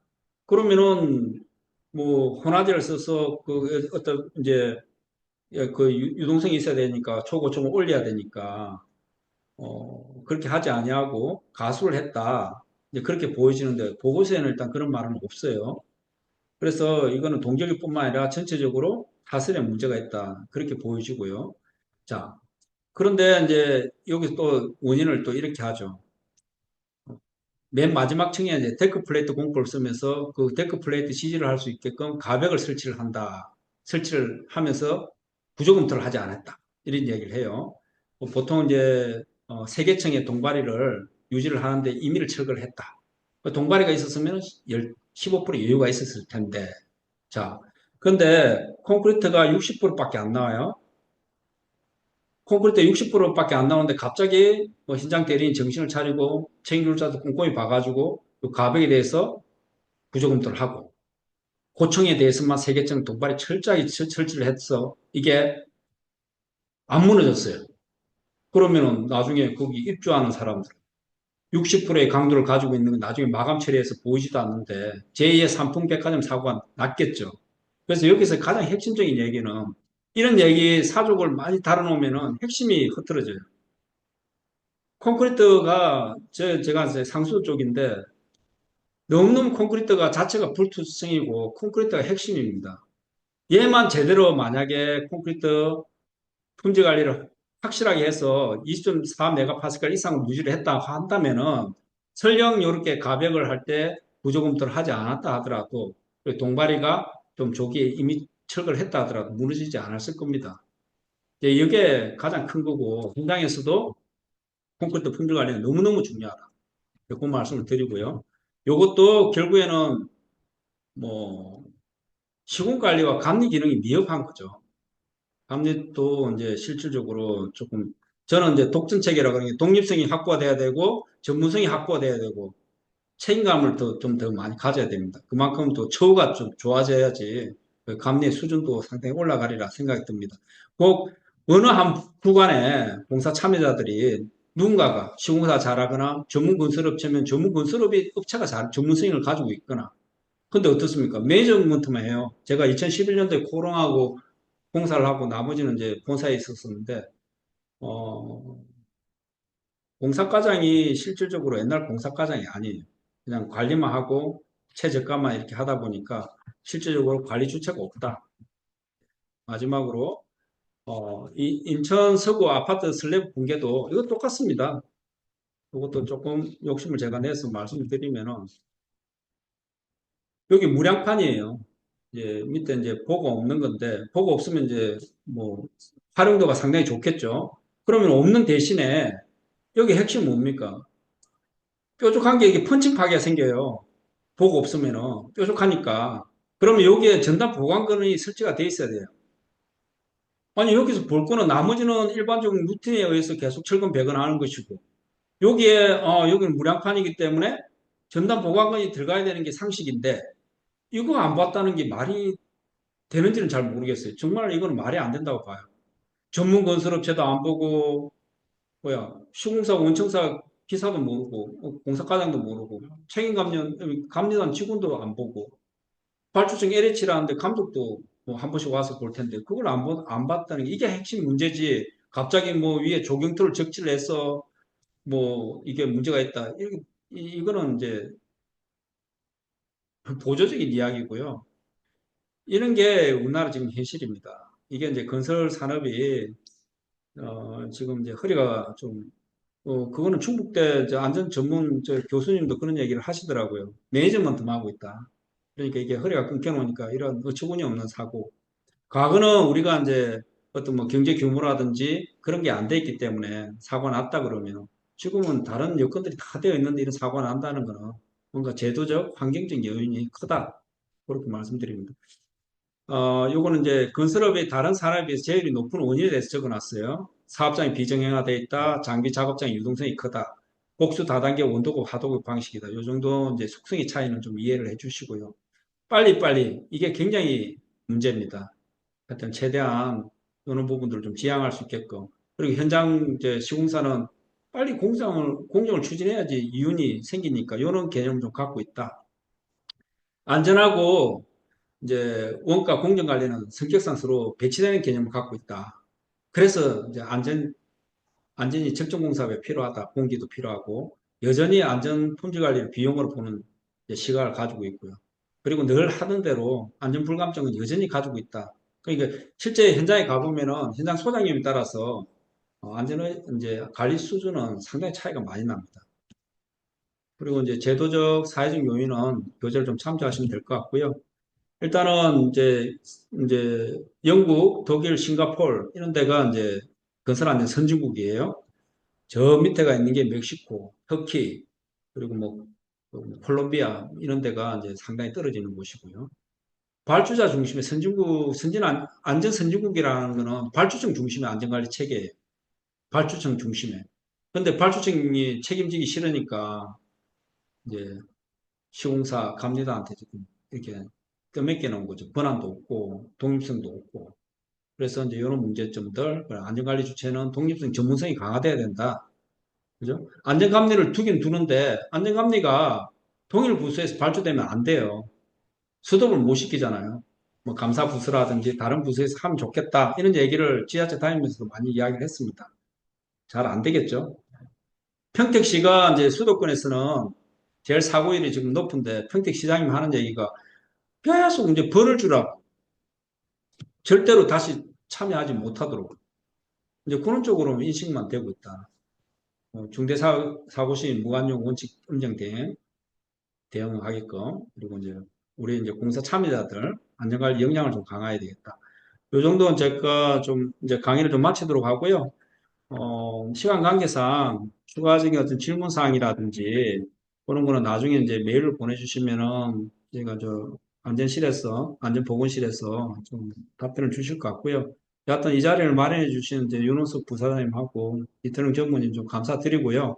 저 자신도 현장을 나가야 되기 때문에 오늘 강의의 목적은 이겁니다.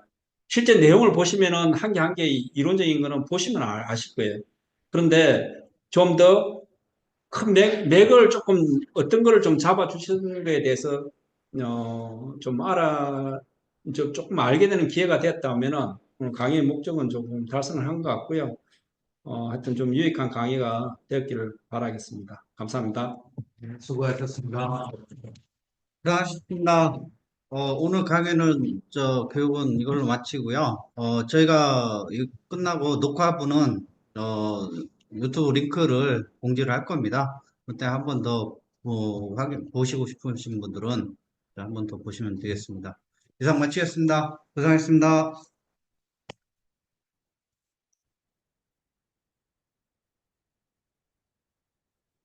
모르겠어. 아유, 지나 삼겹살이 이렇게 좀 해야 돼. 집에 가고 싶어. 잠깐만. 이거 누워야 돼. 요거부터. 요거는 이제 그렇죠. 좀 어땠어요? 네? 아, 괜찮아. 괜찮아요? 음. 여기 저기 지금부터. 직접 강의 드리러 오신 거니까 네. 들을 만한 것들이 있죠? 네, 아니, 저 대체적으로 네. 나가. 강의 목표하고 전체적인 맥락을 한번 잡아주시고. 그렇죠. 그게 목적이. 나머지하고 내가 어떻게 다 알겠어요. 네. 본인들이 어차피 해야 돼. 예. 그냥 들여다 보는 거죠. 줄거리는 확실히